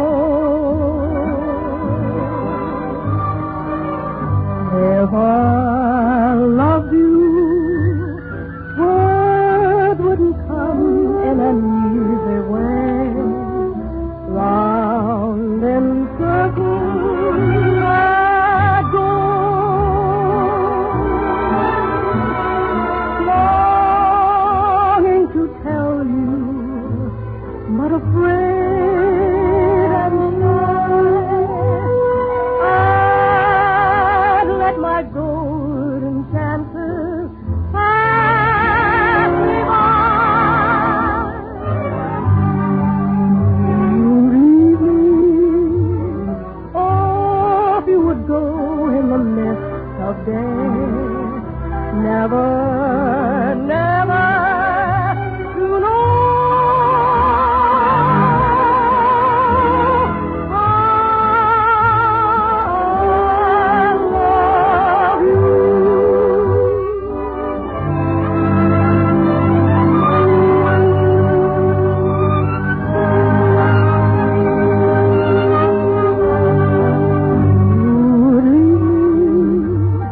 oh, if you would go in the mist of day, never, never to know.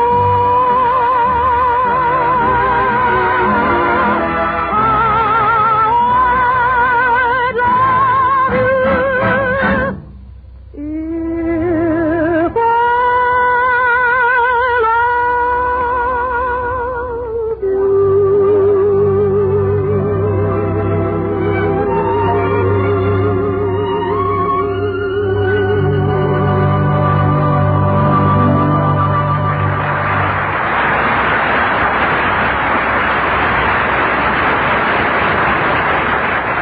Well, that just about slams the lid down on this chock full of command performance requests. Until next time, then, this is Francis Langford saying so long and good luck from all of us to all of you.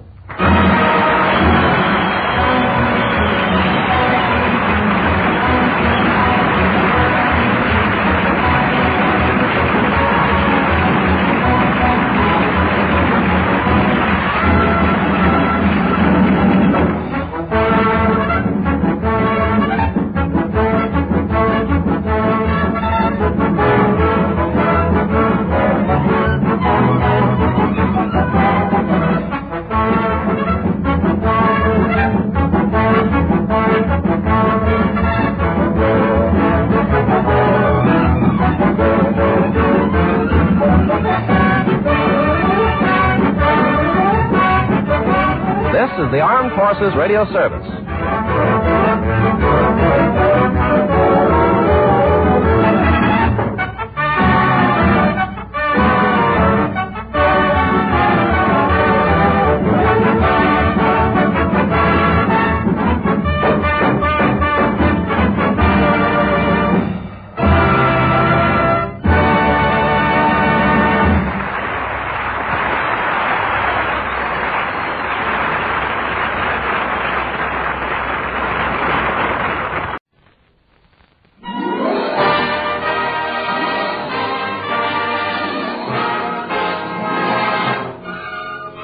Sealtest Milk, Cheese, and Ice Cream divisions of National Dairy present Sealtest Variety Theater, with Henry Russell and his orchestra, the Crew Chiefs Quartet, and two of Hollywood's outstanding favorites, Tony Martin and the Great Gildersleeve.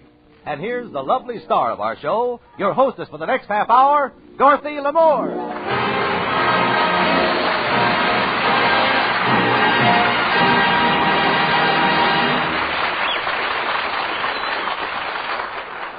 Thank you, and welcome to Sealtest Variety Theater.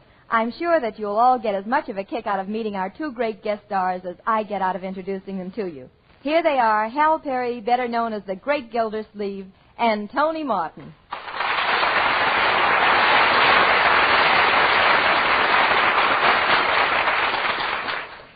Thank you, Dottie. I'm getting a kick out of being here myself. Yes, indeed. It's a real pleasure to be here, Dottie.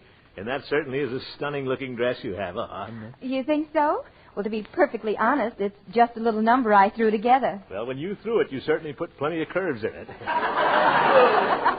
But standing next to two such fine singers reminds me that I almost became a singer in the musical world myself. Oh, I didn't know that, Gildy. Oh, yes. My mother wanted me to be a famous musician. My father wanted me to be a famous doctor, so I compromised. And what did you do?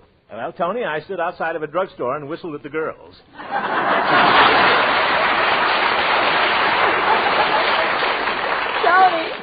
Tony, speaking of music, I understand you have a wonderful musical background. Well? Perhaps you can help me out then.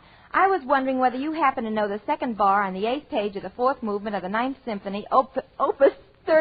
Opus 36? Know it? I can't even add it. Can't even say it.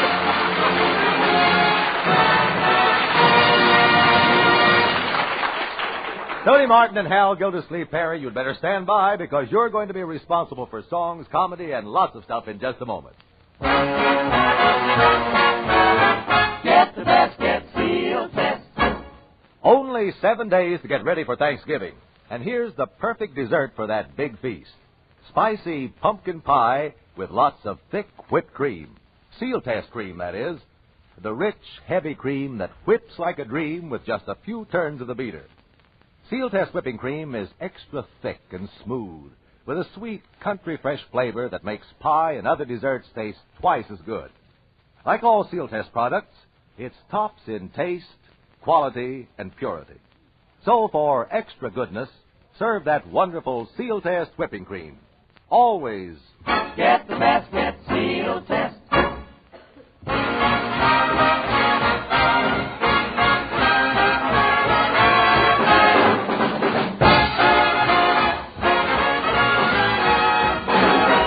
Now, ladies and gentlemen, if you're thinking of taking a walk down a quiet country lane, you're liable to have lots of company, because chances are you'll bump into 24 bumpkins and a contractor from Henry Russell's orchestra, and our own country gal with straw in her hair singing country style. When it comes to fancy dancing, or to music with a smile, or to nice romancing, make mine country style.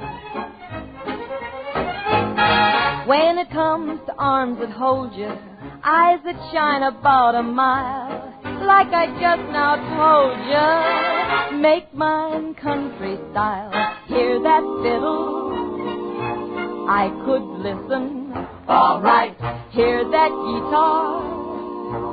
Ain't that something? Darn right.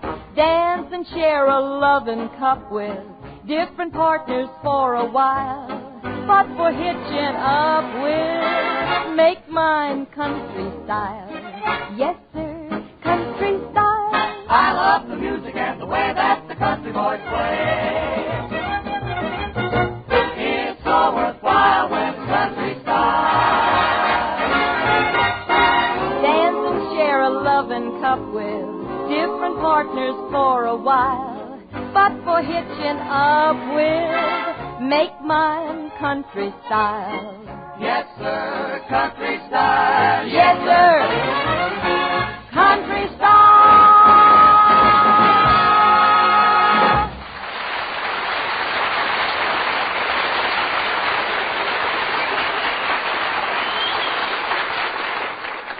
And here's the man you've all been waiting for. Wasn't easy tracking him down in the middle of the Casbah, but we found him.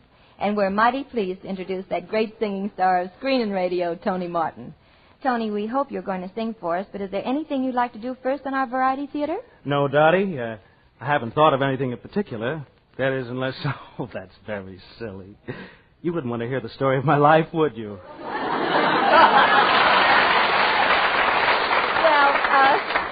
I can't think of anything I'd rather hear, especially since we rehearsed it for 3 hours.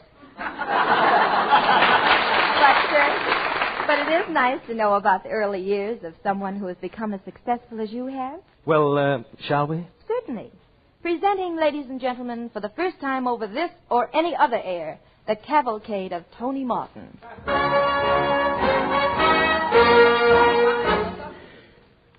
People said it was a boy.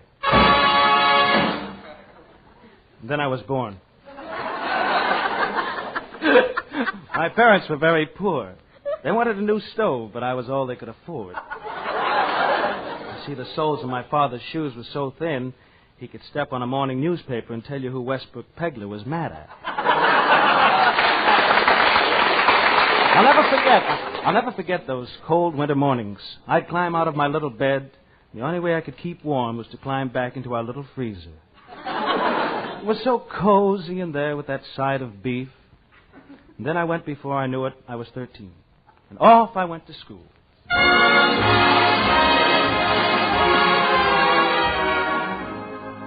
Class will now come to order. Tony Martin, do you have any questions? No, I don't. Then you'll have to stay after school for 2 hours. Will I know all the questions? You'll find out all the answers, too. It was fun, being the only boy in the class. I learned geography, history, composition, lots of stuff like that. Teacher said I was getting good enough so that someday I might even get to reading and writing. And then came the war. What war? I don't know what war. These things somebody always says, and then came the war. I was a young boy in my teens, 16 to be exact. And one day Dad called me into his private library and said... Son, I'd like to talk to you, son. Yes, Dad. Son, there's something you and I should discuss. Now, do you know anything about the birds? Well, yes, Dad. I understand they fly around. Yes, son, do you know anything about the bees? Why, yes, Dad. I understand they give honey. Is that all you know? Yes, Dad. That's all I know. Darn it, how am I ever going to find out about anything? But time was passing swiftly, and the question was, what was to become of me? Should I become a salesman, a riveter, a horseradish grinder, a rope splicer, or a famous psychiatrist? It wasn't easy making a decision, so I went to a gypsy tea room to find out what the future held in store for me.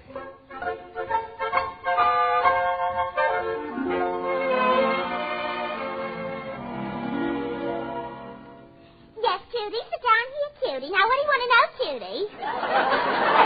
I'd like to know about my future. Yes, honey. I'll tell you in just a minute, honey. Drink this cup of tea, sweetie. Okay. There. I drank it.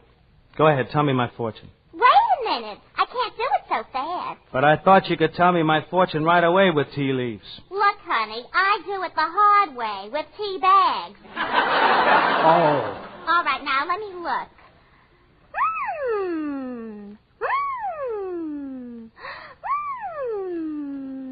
Please,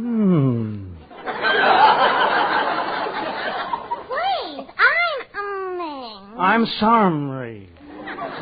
See, now I have to start all over again. This is very interesting.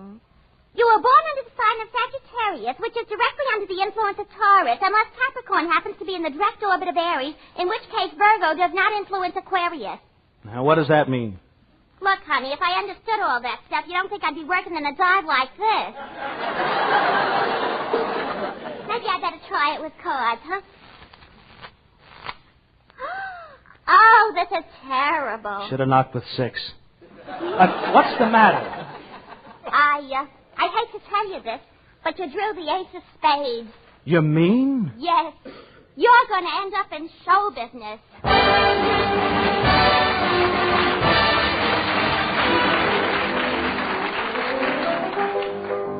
Do, re, mi, fa, sol, la, si, do. No. Please, Mr. Martin, try it again. Do, re, mi, fa, sol, la, ti. Do. Oh, no, Tony. And please hurry. I got lots of lessons today. Dickie Haynes is coming over, and Perry Como, Von Monroe, Frankie Lane, and Glenn Hall Feinschreiber.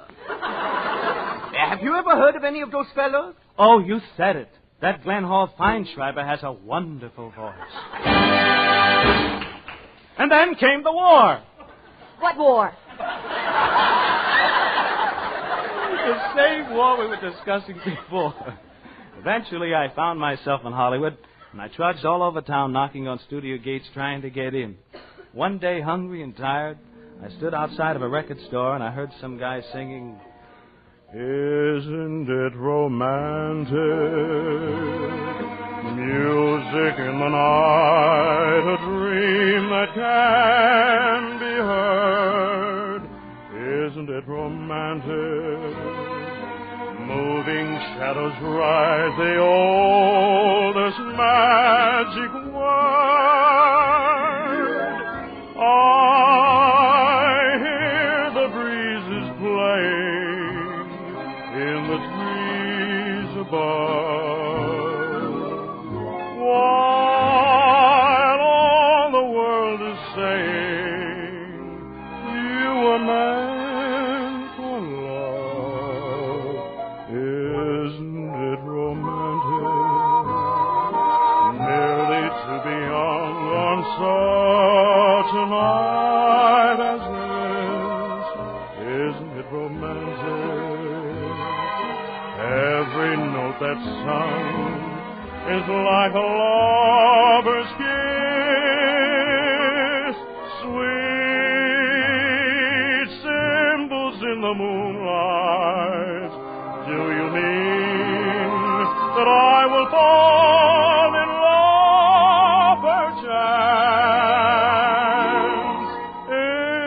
Isn't it romantic? If dreams are made of imagination, I'm not afraid of my own creation.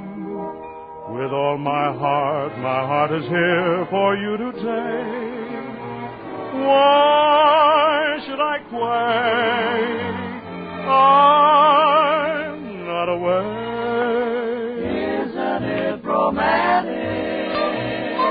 Merely to be young on such a night as this. Isn't it romantic?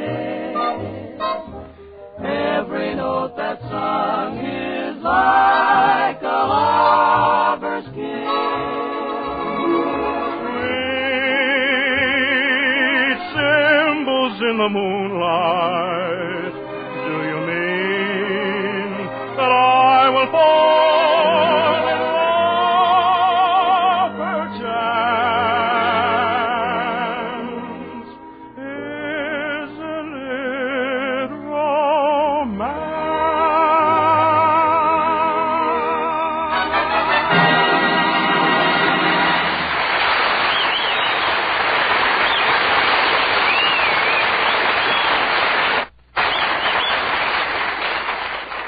Well, what happened? Did you ever find out who it was that was singing? No, I didn't, Dottie, but it gave me strength and courage to go on. What do you mean? Well, I figured that if that guy could have made the grade, anyone could.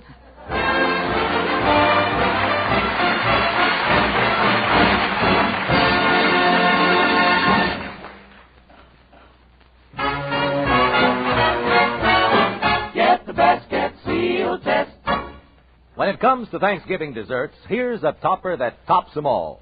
Clouds of luscious whipped cream piled high on your favorite icebox dessert or pie. And I'm talking about Sealtest whipping cream. The cream that's thicker, richer, better in every way. It whips up fast into the smoothest, most lip-smacking whipped cream you ever tasted. You can be sure it's tops because it bears the famous Sealtest symbol, your guarantee of true quality, purity, and fine country fresh flavor. That's Sealtest whipping cream. Serve it often and always. Get the best, get Sealtest.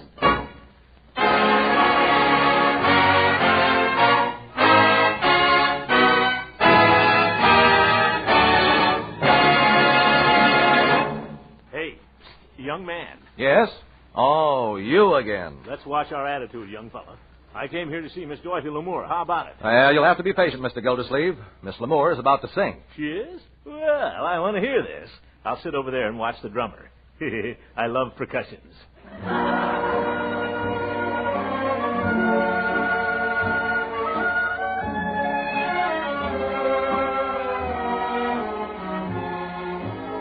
Say it isn't so. Say it isn't so. Everyone is saying you don't love me. Say it isn't so. Everywhere I go, everyone I know, whispers that you're growing tired of me. Say it isn't so. Please say it isn't so. People say that you found somebody new, and it won't be long before you leave me. Say it isn't true. Say that everything is still okay. That's all I want to know. And what they're saying, say it isn't so.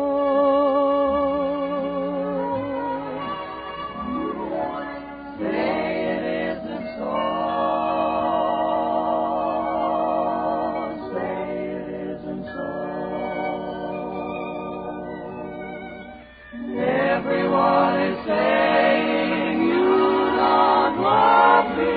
Say it isn't so. Everywhere I go,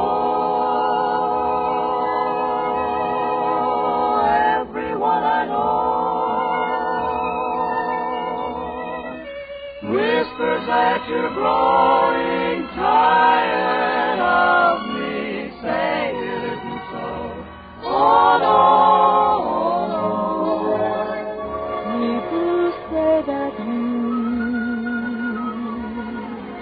found somebody new, and it won't be long before you leave me. Oh, say it isn't true.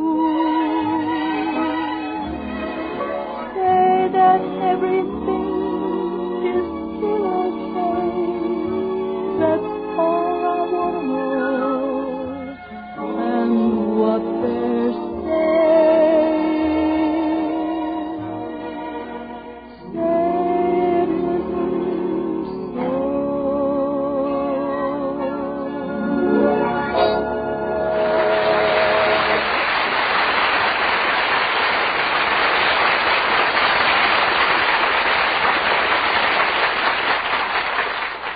Scotty, there's a fellow here who says he's Throckmorton P. Gildersleeve, the water commissioner of Summerfield. Oh, you mean Hal Perry, the great Gildersleeve. Well, how do you do, Mr. Gildersleeve? How do you do, Miss Lamour?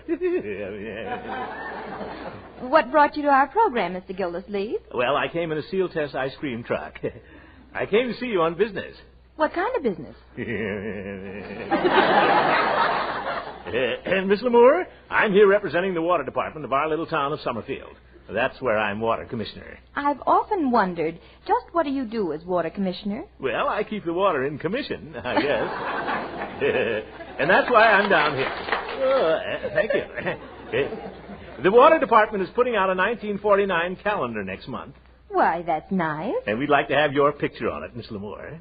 But why my picture? Well, wearing those sarongs and those South Sea Island pictures, we figure you've made water more popular than anybody else.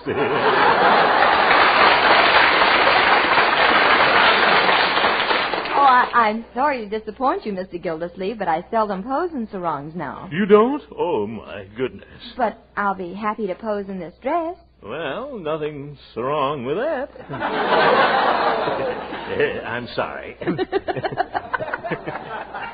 Any way that you'll pose will be perfect, Miss L'Amour. Why, thank you. And if you're ready, I am. Well, aren't you going to have a professional photographer come in? Oh, no. I thought I'd take the pictures myself. Never send a boy to do a man's work, I always say. I've got my brownie all loaded. Well, all right.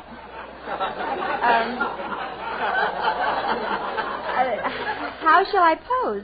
How do you want my hands? Well, I hadn't thought much about your hands. You might hold a glass of water in one of them and then point your finger at the camera like Uncle Sam does in those recruiting posters.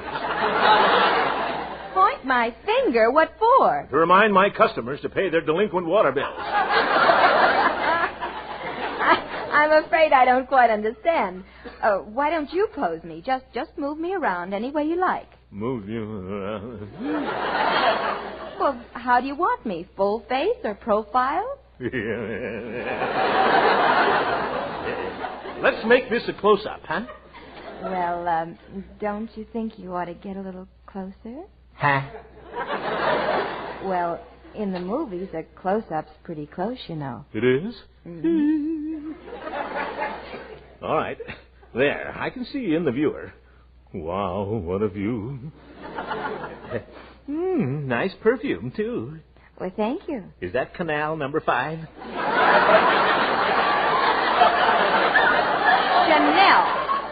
Chanel, Mr. Gildersleeve. Oh, yes, Chanel. Pardon me. French. I love it. Well, let's not take all night, Mr. Gildersleeve. Snap the picture. Oh, yes, Miss L'Amour, the picture. Well, here we go. Oh! I snapped my finger in the camera shutter. Well, you poor man. Here, let Dorothy kiss it and make it all well. Huh? Kiss it? Well, just like my mother used to do. Here, give me your finger. Well, should have gotten a manicure. There. Miss L'Amour. Mother. Dorothy. Quit! Bring some water. The water commissioner's faded.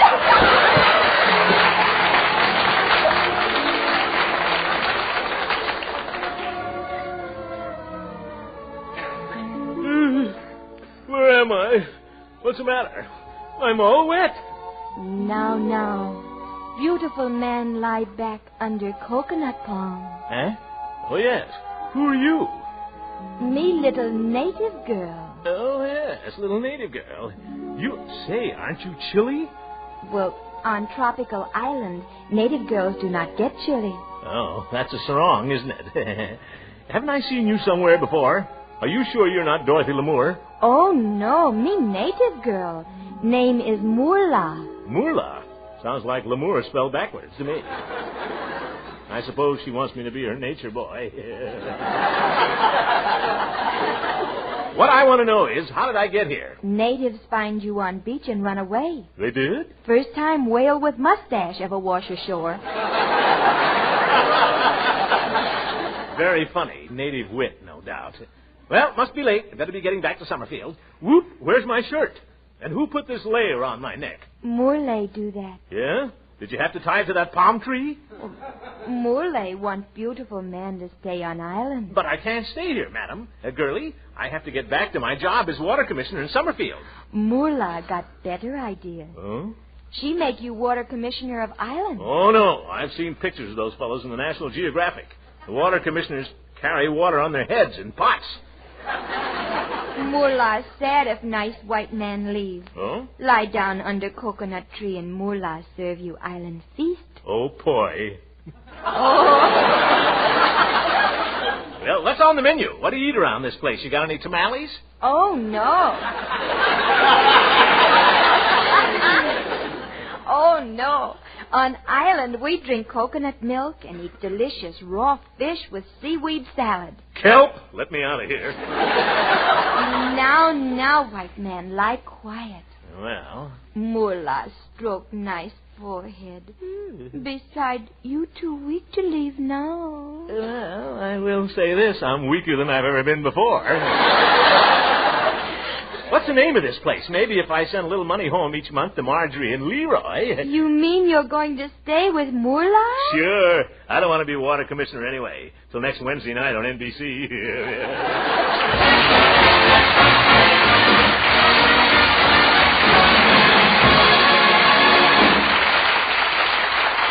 Thank you, Throckmorton P. Gildersleeve. Your romantic approach is second to none. We'll be hearing you on your own Parquet Margarine show.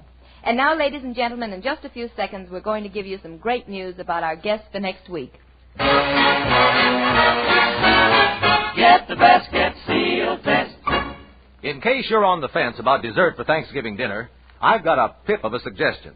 Sealtest Butterscotch Ice Cream Tarts. It's the November dessert of the month, a real winner, and a fitting climax for the biggest day of the month. First, a base of famous-for-flavor Sealtest vanilla ice cream. Then a luscious layer of rich, old-fashioned butterscotch. And on top, a saucy trim of honest-to-goodness whipped cream. And don't forget, Sealtest Butter Pecan Ice Cream is here as the flavor of the month, too. Mighty tasty eating, with its buttery rich creaminess generously enhanced by crunchy pecan meats. So treat your family and friends to Sealtest Butterscotch Ice Cream Tarts.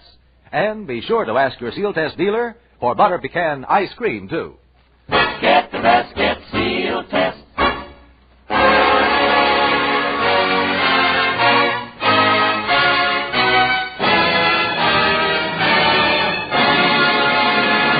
And here again is your mistress of ceremonies, Dorothy Lamour. Tony and Gildy, it was just wonderful having you here tonight. Not only thrilling for our audience, but thrilling to know that your appearance contributes to a fine cause, the establishment of the American Federation of Radio Artists Welfare Insurance Fund. Next week, our guest will be the bright young comedian, Donald O'Connor, and one of your very favorite romantic actors, John Lund. So I hope you'll be with us. And now a word from Carlton Cadell. On this Thanksgiving Day, the phrase, the faith of our fathers, calls up a stirring cavalcade of pictures, beginning with the inspirational scene of the pilgrims worshiping in the wilderness. Yes, in every crisis, our fathers trusted in God. They did not trust in vain. Follow their great tradition. Support your church or synagogue with time, attendance, faith, and a vitally important now, money, that the things of the Spirit may continue to be the foundation of our democracy. Thank you, Carlton. Well, until next week, then, for Henry Russell, the crew chief, and tonight's guest, this is Dorothy Lamour saying good night. Keep well, keep happy, and keep listening.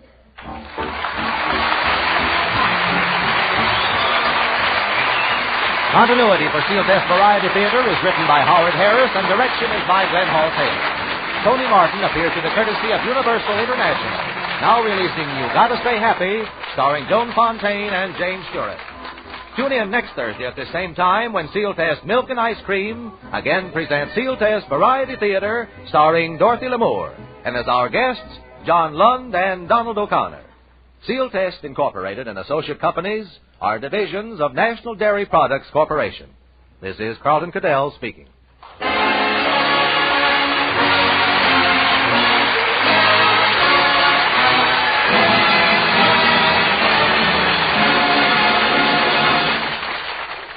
This is NBC, the National Broadcasting Company.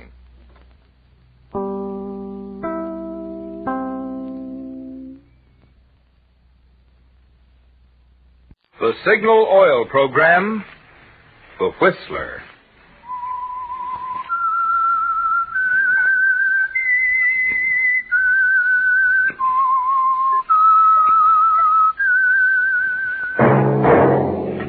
That whistle is your signal for the Signal Oil Program, the Whistler.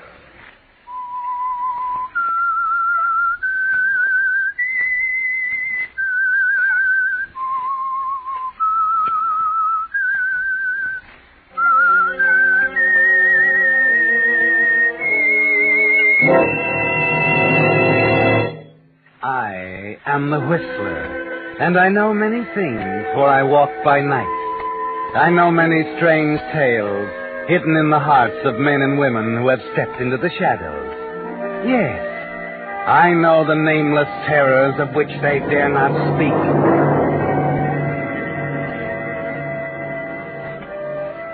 Yes, friends, it's time for the Signal Oil program, The Whistler. But first, an important announcement. There will be no Whistler next Monday. The next Whistler will come to you a week from Wednesday, July 2nd, and every Wednesday thereafter. Same hour, same station. Only the day will change. Remember, instead of Monday, the Whistler will come to you on Wednesdays hereafter. And now the Whistler's strange story. The Gentle Way.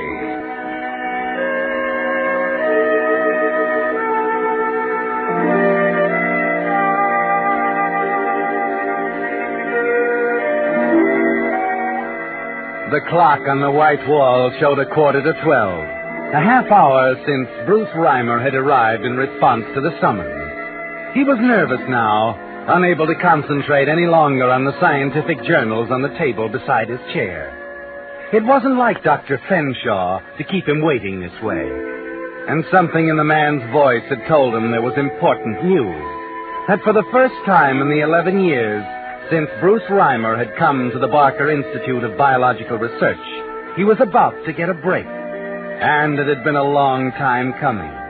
Yes, Reimer was a patient man, but there were moments during those 11 years when it looked like the breaks would never come. When he was forced to stand on the sidelines, smile politely, and congratulate the new, younger man who came and worked and picked a fat promotion.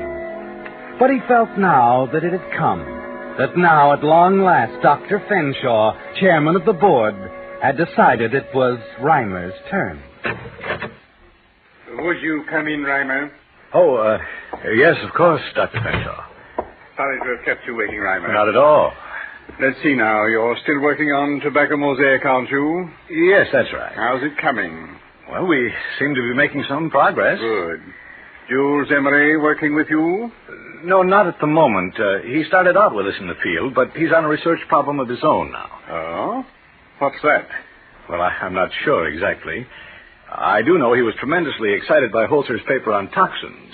Wanted to do some advanced work on Holzer's premise. Emery's a brilliant research man. Pretty unstable, though. Inclined to go off half-cocked. Sit down, Reimer. Oh, thanks. Now, I presume you know Richardson has resigned as administrator. Yes, I read about it in the papers. Sick man. Job took too much out of him. We are faced now with finding a replacement. Yes, sir? We've always been pleased with your work, Reimer. Oh, that's very gratifying. I've just spoken to Cardigan about you. Cardigan? Why, he's in New York with the Manhattan Foundation. Of course. He recommended you very highly. Oh, what is Cardigan to do? He's returning to us as the new administrator, Reimer. You will be his assistant. Oh. It's not official yet, of course, but I thought you'd be pleased to know. Yes. Yes, naturally, I'm pleased, Dr. Fenshaw. Very pleased.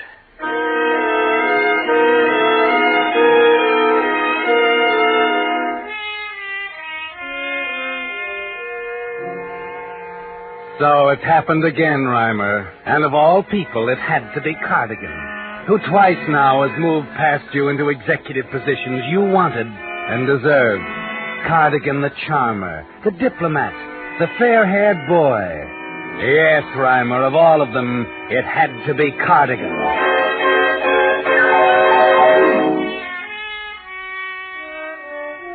The hatred for Cardigan was there from the moment you met him 10 years ago, Reimer. You sensed from the beginning that he had more poise, more talent, more integrity than you, that he was a better man for any job, and you hated him for it.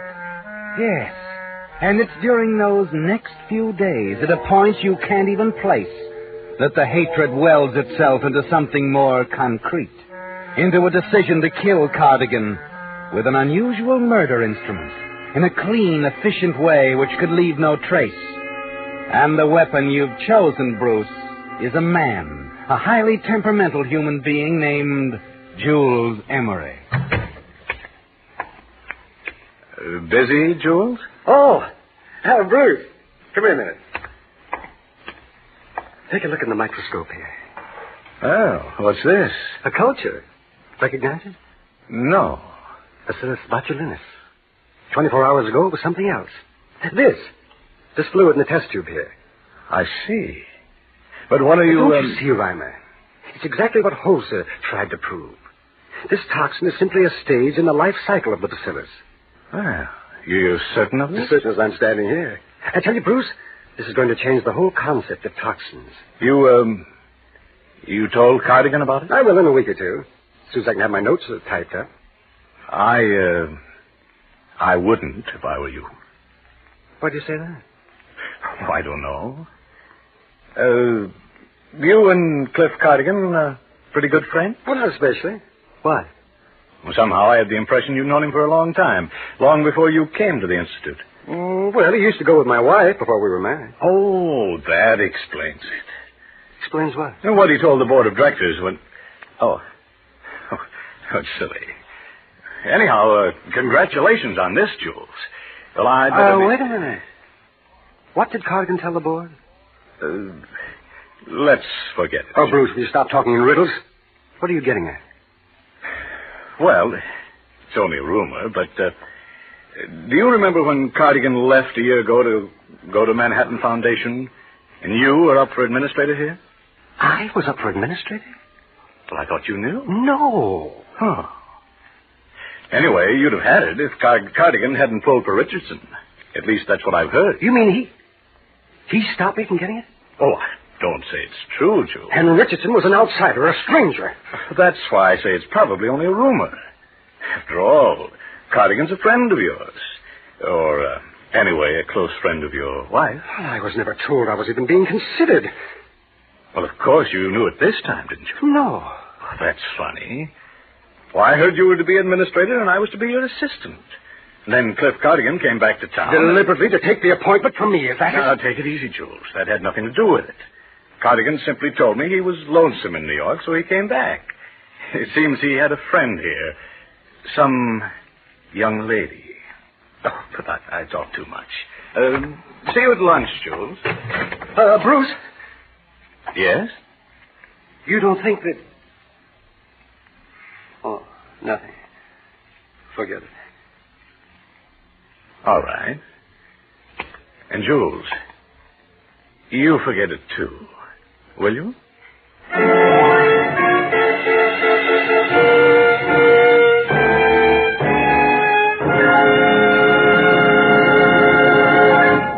With the prologue of The Gentle Way, the Signal Oil Company is bringing you another strange story by The Whistler. But now a prediction about a sight you're going to see oftener and oftener as the days grow warmer. Overheated cars parked at the side of the road to let their steaming radiators cool off. To make sure this annoying occurrence doesn't mar your summer driving fun, Signal service stations have 3 little items that will make your cooling system young again. The first is radiator cleaner to remove clogging sludge and rust. The second is rust preventive to protect radiators of old cars or new ones from future corrosion. And the third is radiator sealer that stops any small leaks in a jiffy. Now, these, incidentally, are just a few of your Signal dealer's fine quality upkeep items that include fan belts, radiator hoses, spark plugs, and, of course, Lee of Conshohocken tires, famous for 45 years as the finest of first-line tires. You see, Signal service stations are much more than places to buy Signal's famous Go Farther gasoline and Signal Premium motor oil. Wherever you see Signal's circle sign in yellow and black, there you'll also find complete, conscientious Signal service to help your car run better, look better, and last longer. And now back to the Whistler.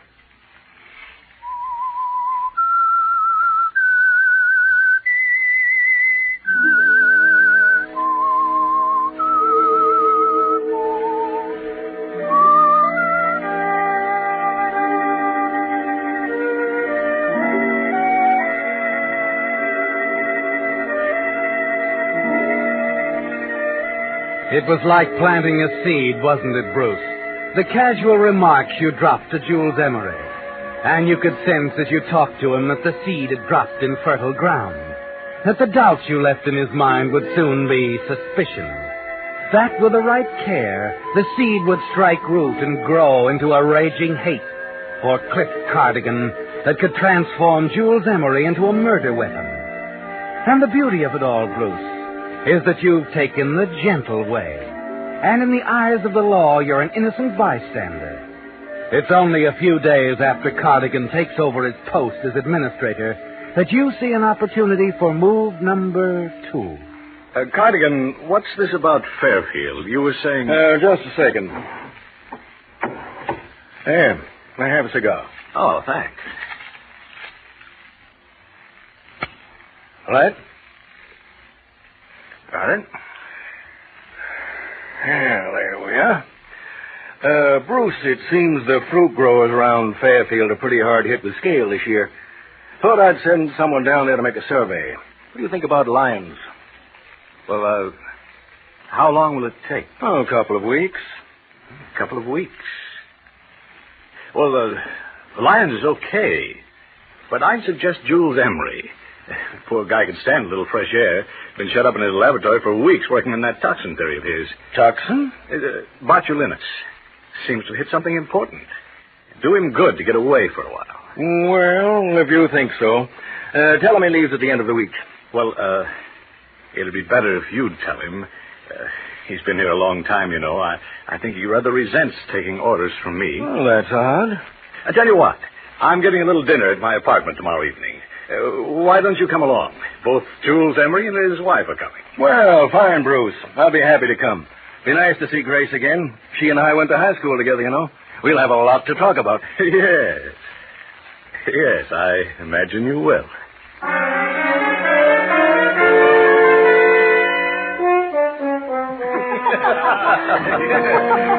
And then remember me trying to tell your folks the car really did run out of gas on the way home from the country club dance? I never did believe that. And I don't believe it either. Here, you better have another cocktail. Oh, no, thanks, Bruce. I haven't finished this one. She can't talk and drink at the same time like I do. Thanks. And Jules? No, thanks, Bruce. Jules is thinking about his work again. Come on now, relax, Forget darling. your botulinus toxin for once, Jules. Well, Grace, here's to the dear dead days beyond recall. Excuse me. Was that the phone? Oh, I didn't hear anything. Well, I'd better check. Help yourself if you get thirsty. Well, what happened in New York, Cliff? Oh, wonderful city. Had an interesting job, nice salary, met some important people, but... But what? Oh, I guess my heart belongs right here. Ever going back? Oh, too lonesome. Mind if I smoke, Grace? Of course not. Have a cigar, Jules? I don't smoke cigars. Nonsense. Go ahead, try one. I don't want to encourage a habit I can't afford, Cardigan. You see, I don't have a nice salary. I'm not a big shot who runs around with millionaires. Why, Jules. Say, Cliff, is Dr. Fenshaw a personal secretary named Edith Evans? I believe so. Why? Oh, that's funny. She says Fenshaw wants to see Jules and me at his home right away. Oh, this time of night? Don't look at me. I don't get it either. Oh, come on, Jules. Let's go.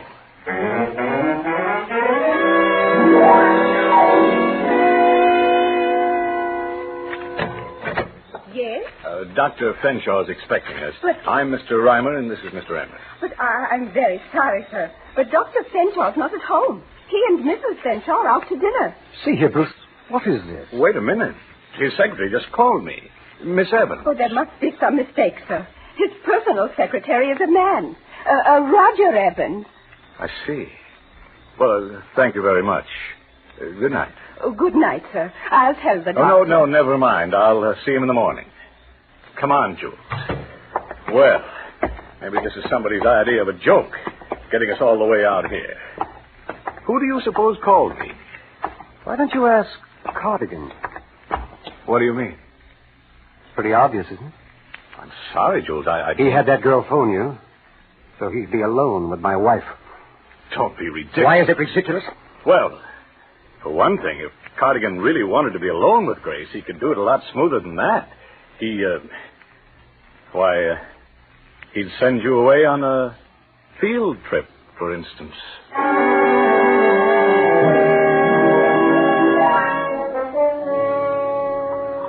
It's moving now, Reimer, of its own momentum. Yes.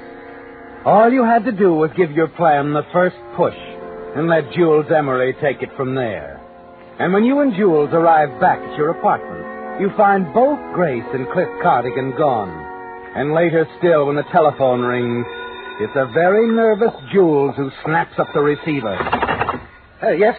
Oh, Jules, darling. Grace, where are you? I'm calling from the drugstore, dear. The car broke down. It's a fan belt or something. Well, why did you take the car out? Well, Cliff couldn't get a taxi, so I took him home. Jules, is something wrong?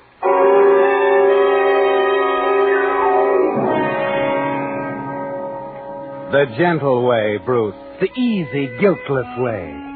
Yes. You couldn't have found a better weapon than Jules, could you? The following night, he arrives home unexpectedly. Is that you, Jules? Of course. Why? Whom did you expect, Grace? Why, nobody. Only I thought you had an appointment with Bruce Reimer at the Institute this evening. I did. I waited an hour for him, then he called and said he couldn't make it. By the way, who's your appointment with? Mine. Or are you going to tell me you've dressed up just to sit around the house and wait for me? I dressed up because I thought I'd go to a movie. Oh, yeah. Jules, what's the matter with you? Is something wrong? You can answer that question better than I can. I don't know what you mean, darling. Is there any reason why I shouldn't go to a movie? I do it all the time when you work late. You know that. All right, skip it. But, Jules... I said skip it. Where's my pipe? Isn't it there on the table? If it were, I wouldn't be asking. I'm sure it's there. Let me look. Never mind. I found it. Here behind this vase of roses. You know, it seems to me, Grace, that with all the penny pitching we have to do, you could forego buying flowers. Jules, dear, you're in an awfully bad mood tonight. It happens I didn't buy those roses. They were sent here. Oh, yeah? Who sent them? It's very funny. The boy delivered the box around 6 o'clock. I didn't even know what it was. And I opened it. There were a dozen roses. No card, no name. I haven't the slightest notion. Oh, don't give me that. Jules Emery, would you tell me what on earth is wrong I'm with not you? an idiot. I know who sent those roses to you. Cliff Cardigan. Cliff? Why would he... He did send them, didn't he? I told you I don't know. But what if he did? I told you Cliff and I are old friends. You can make a better choice of friends, it seems to me. And what does that mean? Next time you work on our budget. Next time you wonder how we're going to get along on my salary. Please remember that Cliff Cardigan is the only reason I'm not administrator of Barker Institute. Jules, how long have you been brooding on this? Never mind that. You had a date to meet him tonight, didn't you? That's why you're all dressed up. That's why he sent you flowers. Jules, listen to me. Oh, don't lie to me. Don't lie to me, or I'll answer. Hello. Oh, hello, Jules. This is Cardigan. Yes? Say, I forgot to mention it before, old boy, but I'm sending you out of town on a little field trip.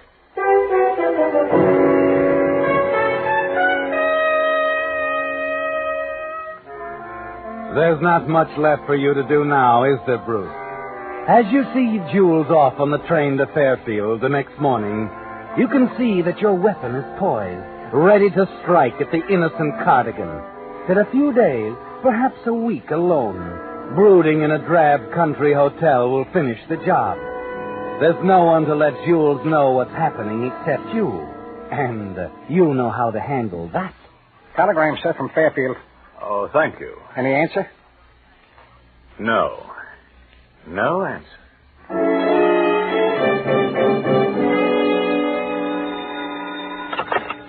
Yes? Fairfield calling. A person-to-person call from Mr. Bruce Reimer. Oh, I'm sorry. Mr. Reimer isn't at home.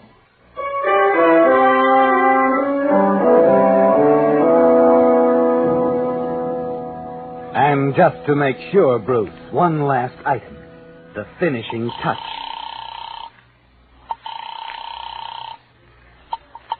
K-12 Press Association. Oh, good evening. This is Dr. Harvey Williams of Barker Institute. I thought perhaps you might be interested in an important discovery we've made. Why, of course, Doctor. Thank you very much. Well, it concerns a very deadly type of toxin called botulinus.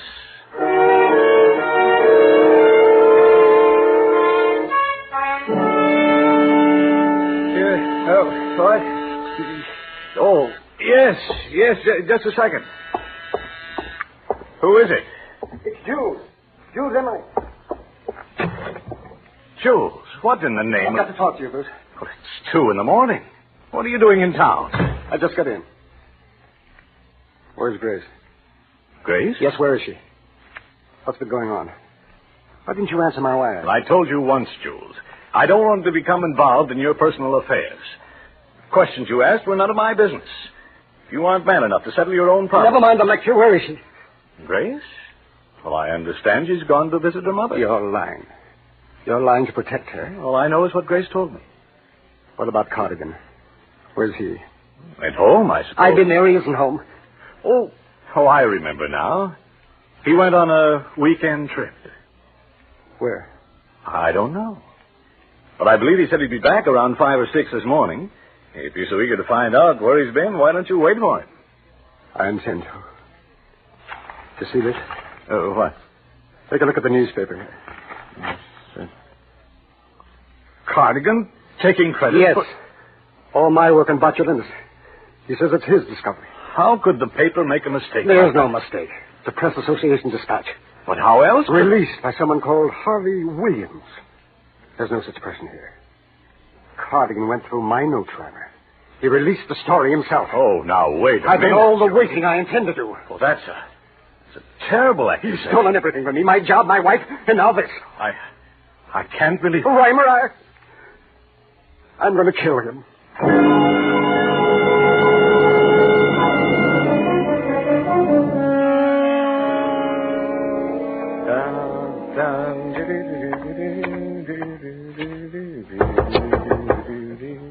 I'm in. Well, Dr. Fenshaw, I didn't expect to find you here in Cardigan's office. Where's Cardigan, by the way? Sit down, Reimer. Huh? What's the matter? I've been waiting for you. Something terrible has happened. What do you mean? Cardigan is dead. What? He was killed last night. Some passerby found him in front of his apartment. Cranial injuries, a blow on the head or something. Good heavens. I just can't believe it. I know. It's left me a little shaken, too. Got a cigarette? No, I'm sorry. I left them on my desk in my office. But Cardigan keeps some good cigars here somewhere. No. Oh, here they are. No, thanks. His brand was always too strong for me. I'll pick up some cigarettes on the way downtown. Due at a meeting. Business as usual, you know. Cardigan. Poor devil. You may as well stay here in Cardigan's office, Reimer. Have to take over his work for the time being. Oh, yes, of course. Might be a week or 10 days before I can get the board together. And I'll have you officially appointed administrator. I'll be happy to do what I can. I appreciate that, Reimer. I'll try to look in again sometime this afternoon.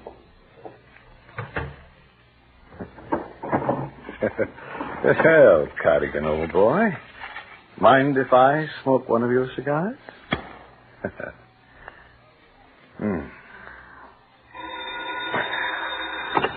Bruce this is the administrator's office. Is this Mr. Cardigan's office? Yes, Bruce Reimer speaking. Well, Mr. Reimer, you're the man I'm trying to locate. This is police headquarters, Lieutenant Owens speaking. Yes? We're holding a man here who's confessed to the murder of Mr. Cardigan. He says you know him. His name is Jules Emery.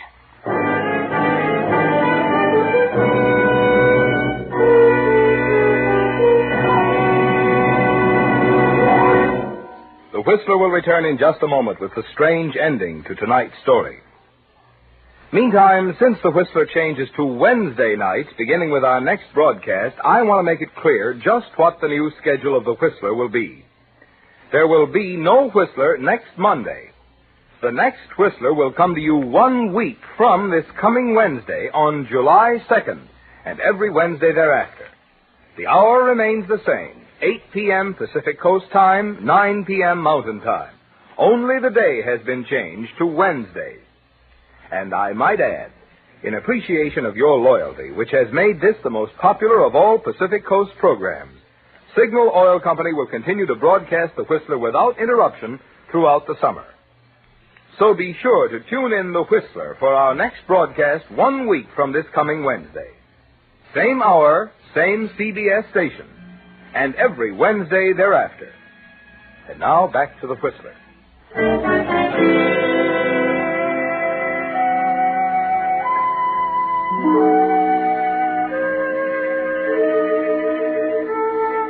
Yes, Bruce. It was the gentle way that did the trick. And everything you wanted is yours now, with no strings attached, no embarrassing questions, no way the law can touch you. Jules Emery is a confessed killer now. Cardigan is dead. And Dr. Fenshaw himself has promised you your appointment as administrator. And it was so easy, wasn't it? A word here, a hint there, a box of roses, a few unanswered telegrams. And here you are sitting at Cardigan's desk, smoking one of his cigars, ready to tell Lieutenant Owens how you tried to reason with Jules Emery, tried to convince him he should forget his raging jealousy and go back to Fairfield. Go on, Lieutenant. Well, about this guy, Jules Emery, we don't know what's wrong with him, but we're calling a doctor for a checkup. A doctor? Yes, he certainly tells a weird story. We're holding him on a charge of intent to murder. Intent? But you just said he confessed. He did. He was sure he'd murdered Cardigan. Didn't seem to know Cardigan was run down in front of his house by a hit-and-run driver. What? I'm afraid I don't understand. How do you know it was a driver? Because we got the driver and he confessed. The reason I called you, Mr. Ryder, you're in Cardigan's office now, aren't you? Yes. Emery just told us he invented some kind of deadly poison. Botulinus. That's it. He says one drop would kill a regiment, and I just wanted to warn you. Warn me? Yes. Don't smoke any of Cardigan's cigars. They're full of that poison.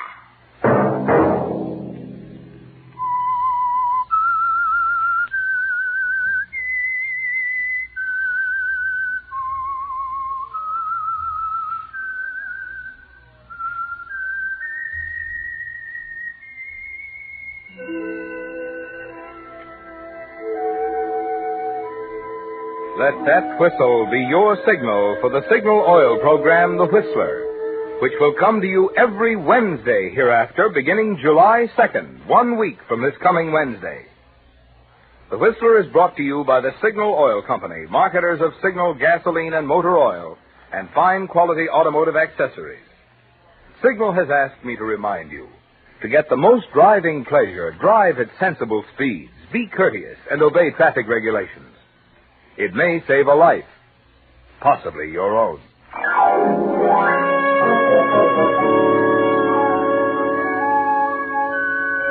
Featured in tonight's story were Willard Waterman and Howard McNair. The Whistler was produced by George W. Allen with story by Jack Hasty, music by Wilbur Hatch, and was transmitted to our troops overseas by the Armed Forces Radio Service. Marvin Miller speaking.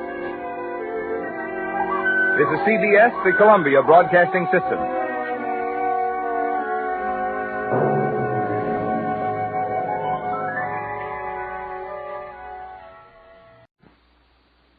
And now, stay tuned for the mystery program that is unique among all mystery programs.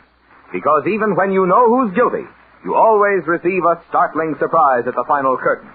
In the Signal Oil program, The Whistler.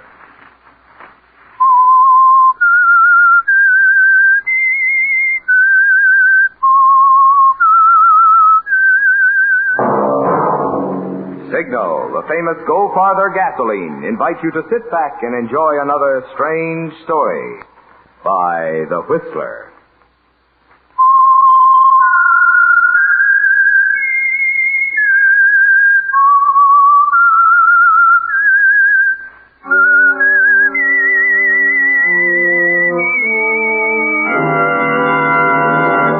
I am the Whistler, and I know many things, for I walk by night. I know many strange tales hidden in the hearts of men and women who have stepped into the shadows. Yes, I know the nameless terrors of which they dare not speak. And now for the Signal Oil Company, The Whistler's strange story, Blue Alibi.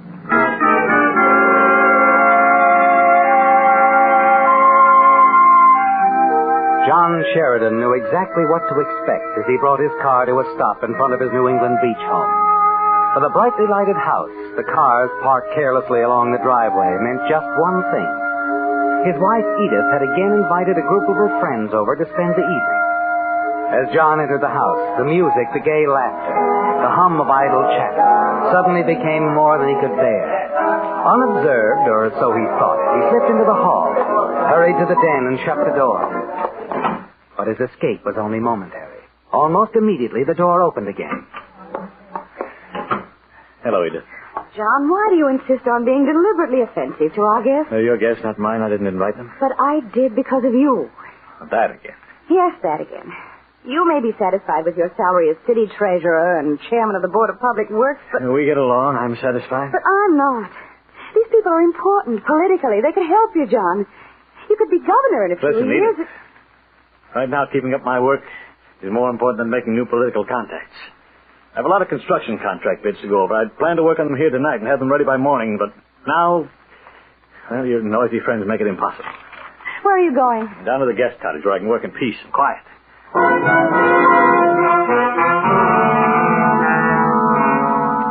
You leave the house, walk slowly down to the cottage near the beach, pleased with the way you've handled Edith. You lied about the work you have to do, didn't you, John?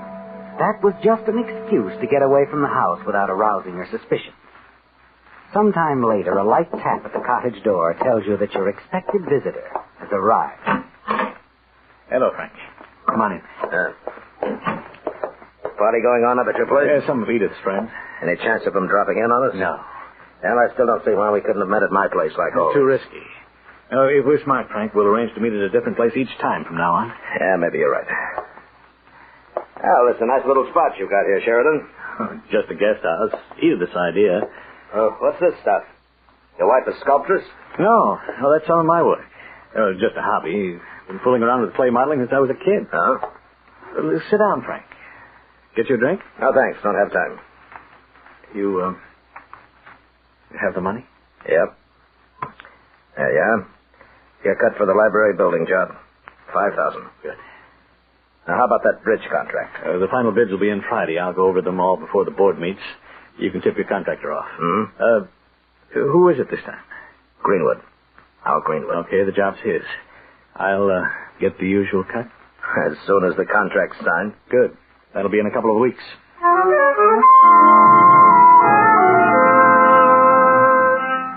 It's as simple as that, isn't it, John? You arrange it so that a few of Frank Devon's hand-picked contractors get most of the city construction jobs. And Frank's payoff is big and quick. After he leaves, you smile. Open the package he left and stuff the $5,000 into your wallet.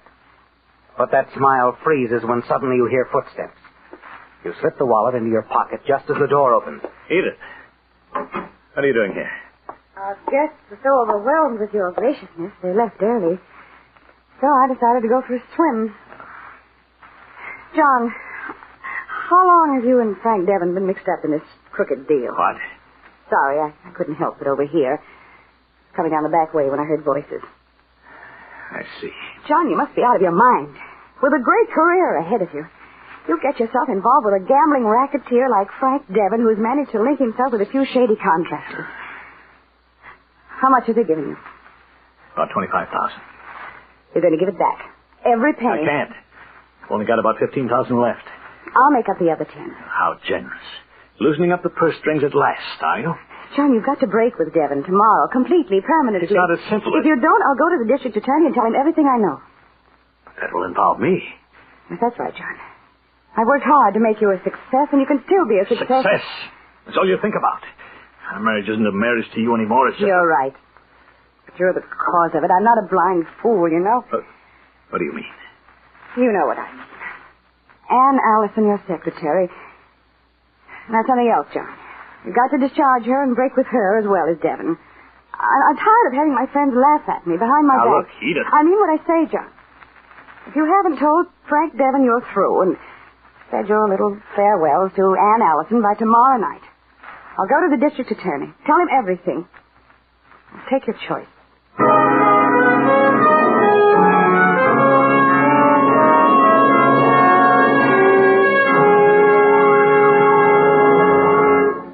How would you like to win a Buick Super in the dashing new Riviera model? Or the famous Apex 3-piece automatic laundry, washer, dryer, and ironer? Or one of 2 O'Keefe and Merritt deluxe gas ranges with vanishing shelf and grill-evator broiler? One of 10 solid gold case wristwatches by Helbros? one of 5 makeup cases from Halliburton's line of featherweight aluminum luggage filled with exquisite cosmetics by Anatole Robbins of Hollywood. Or one of 10 Packard Bell radios. These are just a few of the 200 valuable prizes to be given in Signal's big $10,000 contest.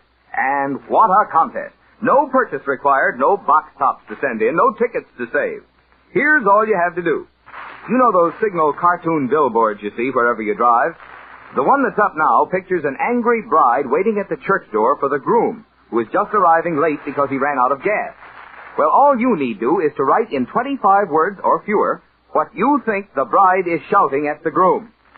Hey, doesn't that sound like an easy, fun-filled way to win some wonderful things you've been wanting?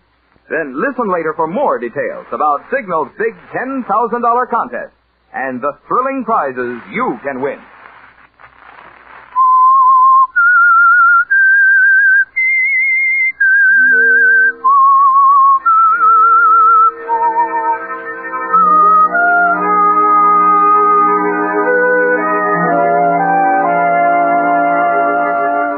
You haven't much choice, have you, John?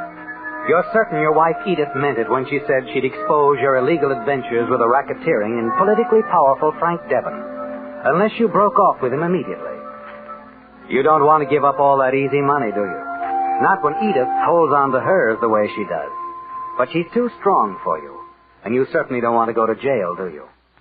If you can just persuade Devon to play it Edith's way for a while, give you some time to kill her suspicions, you'll resume your profitable associations with him later. The following evening, you phone him, arrange to meet him in the office of a mutual friend. Come on in, Sheridan. Hello, Frank. That's so important you couldn't tell me over the phone. Well, I'm in sort of a jam. I think I want to lay off for a while. My wife found out about our arrangement. How? She was outside the beach cottage last night and heard everything we said. I should have had more sense than to meet you there in the first place. Okay, so your wife knows, so she'll keep her mouth shut. She won't. She'll have to. You think I'm going to sink 25 grand into this deal and then kiss it off just like that? No, I don't expect that, Frank. I've got the $25,000 right here, cash. Just like you gave it to me. Keep it. But you don't understand. She'll go to the DA. She'll tell him everything. That would involve you, too. She knows that. Well. She's really nuts about you, isn't she? No, it's not that. Well, if she thinks that I'm going to let my number 1 boy at City Hall go, she's off her whirl. You're going to go right on handing out jobs the way I tell you, understand? I put that money back in your pocket and go home and make your wife behave. Frank, listen to me. You listen to me. Greenwood gets that bridge construction just like we planned. And if the DA starts getting nosy all of a sudden, well, that's okay, too. Only you won't have to worry about your wife anymore. What do you mean? She'll be a widow. You're certain he means what he says, aren't you, John? Certain that Frank Devon won't hesitate to take any action he feels necessary to keep you in line or quiet. And you know that with his connections he could arrange things very easily. Your only hope now is to prevent Edith from going to the district attorney, at least until you can figure some way to handle Frank. You've got to have time to think things out. You return to your home and find Edith in the library. You try and explain to her how impossible it is for you to simply tell Devon that you're through. Explain to her that above everything he's a racketeer with a powerful organization. That even her life might be in jeopardy. Assure her that you'll break with Devon if she'll just give you a little time. Finally, she agrees to give you until the end of the week. For the next few days, you think of one scheme after the other and reject each as impractical. Then one afternoon, Edith drops unexpectedly into your office. Her first words fall on your ears like a bombshell. Hello, John. I thought you'd be glad to know I've taken care of your break with Frank Devon. You what? I sent him back all the money he's given you by a special messenger this morning, with a note explaining exactly what will happen to him if he doesn't let you alone. It'll convince him, John. I'm sure.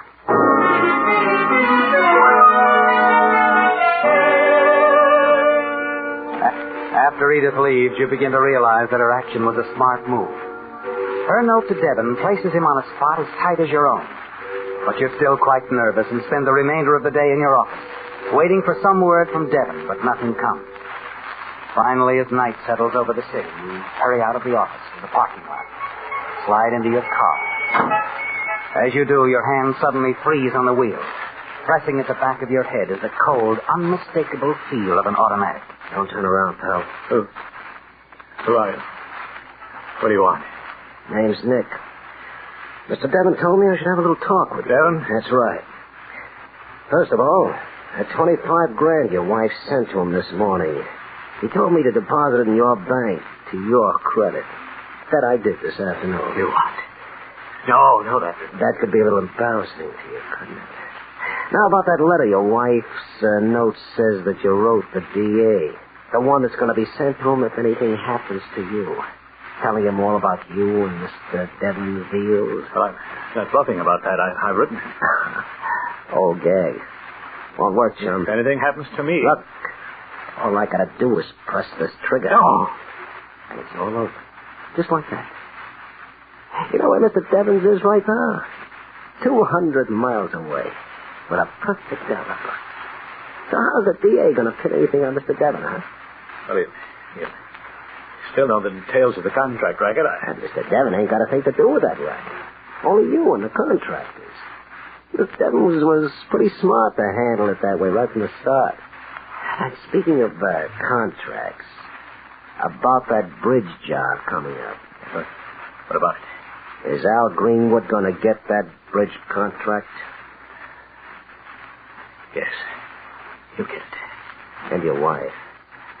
She's going to keep quiet, ain't she? Yes, she'll keep quiet. She'll have to.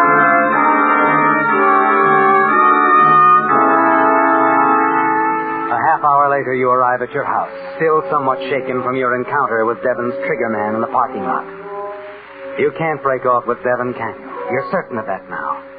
And the more you think about it, the more bitter you become toward Edith. You really don't want to sever your connections with Devon anyway, do you? Not with all that easy money rolling in. Another year or two with him, and you won't need a political career. Edith, are you home? Good evening, Mr. Sheridan. Oh, hello, Kitty. Is Mrs. Sheridan about? She's gone for a swim, sir. Oh, I see. All right, thanks. Mr. Sheridan, I know it's not any of my business, sir. What is it, Kitty? Well, it's about Mrs. Sheridan, sir. Going swimming like that every evening, and alone, too. There's never a soul along the beach that time of night. I don't think it's safe. I never thought much about it. She's really quite a good swimmer. Been plenty of good swimmers drowned, you know. Cramps and all. And that undertow, I hear it's pretty bad. Well, I'll speak to her about it. It's thoughtful of you to mention it, Katie. Thank you. Thank you very much.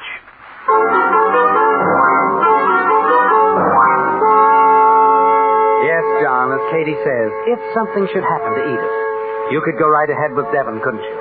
And you're tired of Edith's efficient management of your life.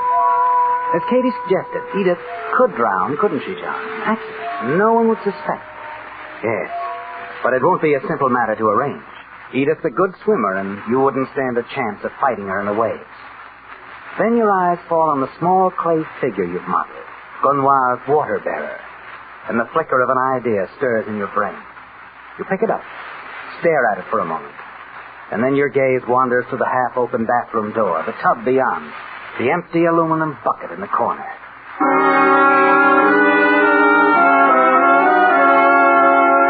The bucket, John. Yes. Now you know exactly how you're going to do it, don't you? Edith will drown, but at the guest cottage, not at the beach. And even the autopsy will help put you in the clear. You're home late tonight, John. Oh, Edith. Yes, I had some work to do at the office. How is the water? Oh, cold. Any word from Devon today? No, not a word. Good. Then it's over, isn't it, John? Yes, Edith. I guess it's all over. It isn't really over, is it, John? Not quite. But it will be tomorrow night. You'll have to have an alibi, too. Not an elaborate one, not perfect, the kind that causes suspicion. Yes, a simple alibi, John. One to make your actions and explanations seem perfectly natural. As you replace the small clay figure on your desk, it suddenly occurs to you. The alibi to account for every moment of your time. Your old hobby, clay modeling.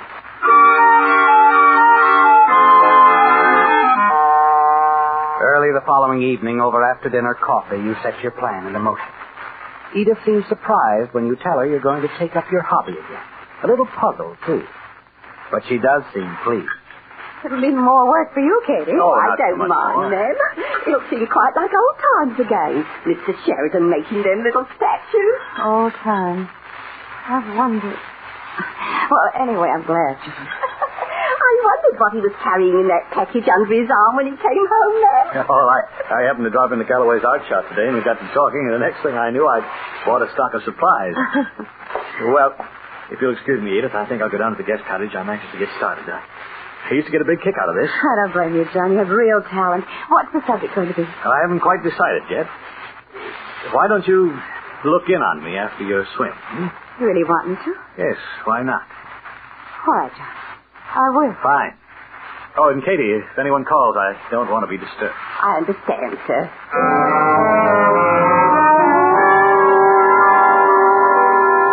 Once at the cottage, you spend several minutes making certain that everything you need is at hand.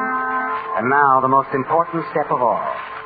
You smile as you cross to the workbench, pick up a soft, blue-tinted clay, and begin to shape your alibi. A clever touch, this, isn't it, John? And you're amused, quite pleased with yourself, as your fingers dig into the clay.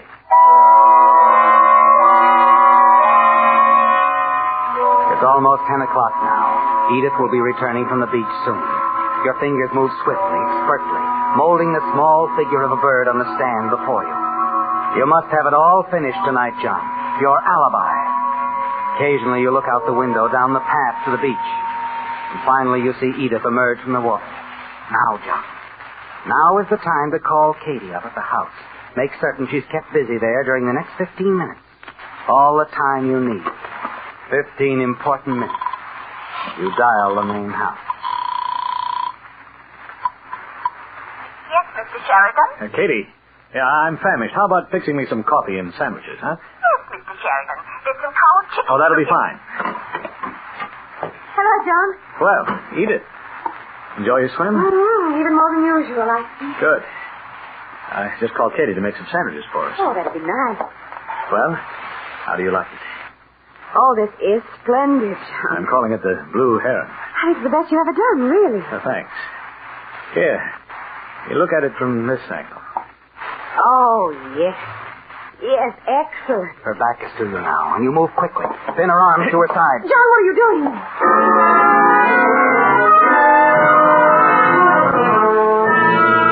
It's over in a matter of minutes, isn't it, John?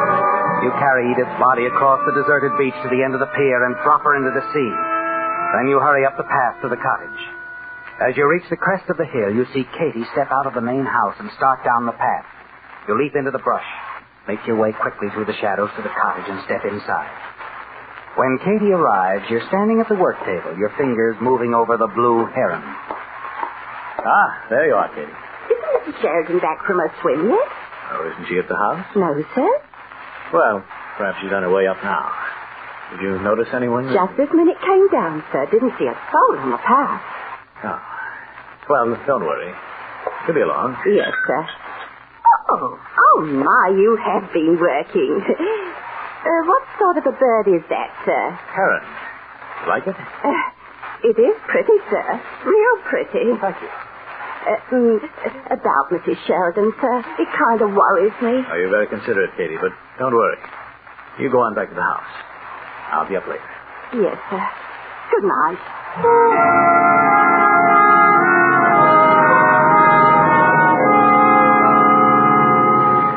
You wait another hour, then call the house. Ask Katie if Edith has returned. When she tells you Edith hasn't come back yet, you show concern. And minutes later, Katie joins you and goes with you to the beach, where you play the role of the worried husband. Finally, the two of you return to the house, call the police, give them the details of Edith's disappearance. Early the following morning, you're at the guest cottage when Katie ushers in Chief of Police Thompson. Oh, Mr. Sheridan, it's dreadful. Harry, you found her. Yes, about an hour ago. The tide carried her body about a half a mile down the beach. I'm sorry, John. Edith. Drowned? No, I can't believe it. It is hard to believe.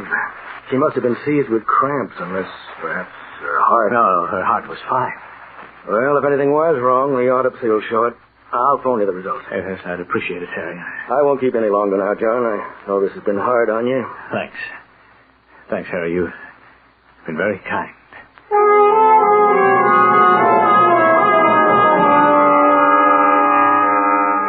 After Police Chief Thompson leaves, you breathe a sigh of relief. You're sure he doesn't suspect a thing. Nevertheless, you'll be glad when the autopsy is over and the case is officially closed. When the chief hasn't called after a couple of hours, you begin to grow restless and pace the floor. And finally... Hello? John? Oh, yes, Harry. It looks like we were right. The autopsy shows your wife probably drowned as a result of cramps. No marks on the body. Seawater in her lungs. Sorry, John. If there's anything I can do... No, thanks, Harry. You've been more than considerate. Now, I'll be all right now. Perfectly all right.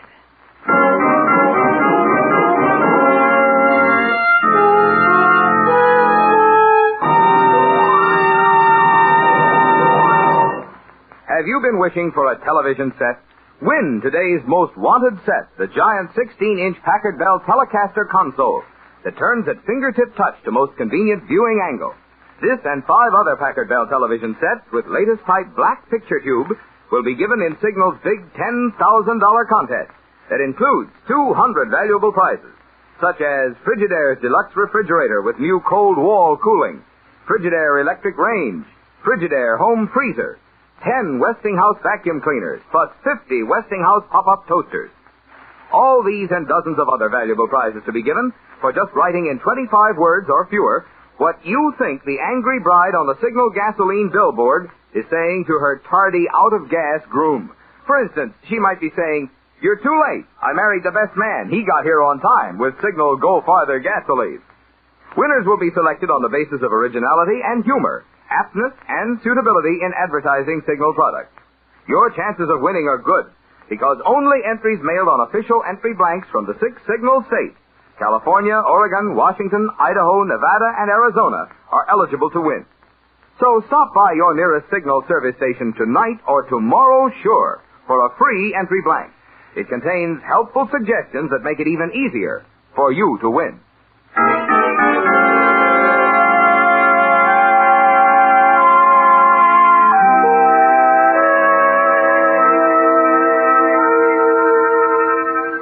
Well, John, it's over, isn't it? Your wife, Edith, is dead. An accidental drowning. And no one suspects that you had anything to do with it. The police have come and gone. They've accepted your story. And now the autopsy proves Edith's death was caused by drowning. You're certain you're in the clear. Yes. You're free to continue with Frank Devon, free of Edith, the way that she was running your life. During the remainder of the day, you play the role of the grief-stricken husband, accept the condolences of your friends. And then early that evening, you have another caller. Chief of Police Thompson. Oh, yeah. Back again, Harry? Sometimes I'm pretty hard to get rid of, John. Oh, sit down. What's on your mind? Just a couple of more questions.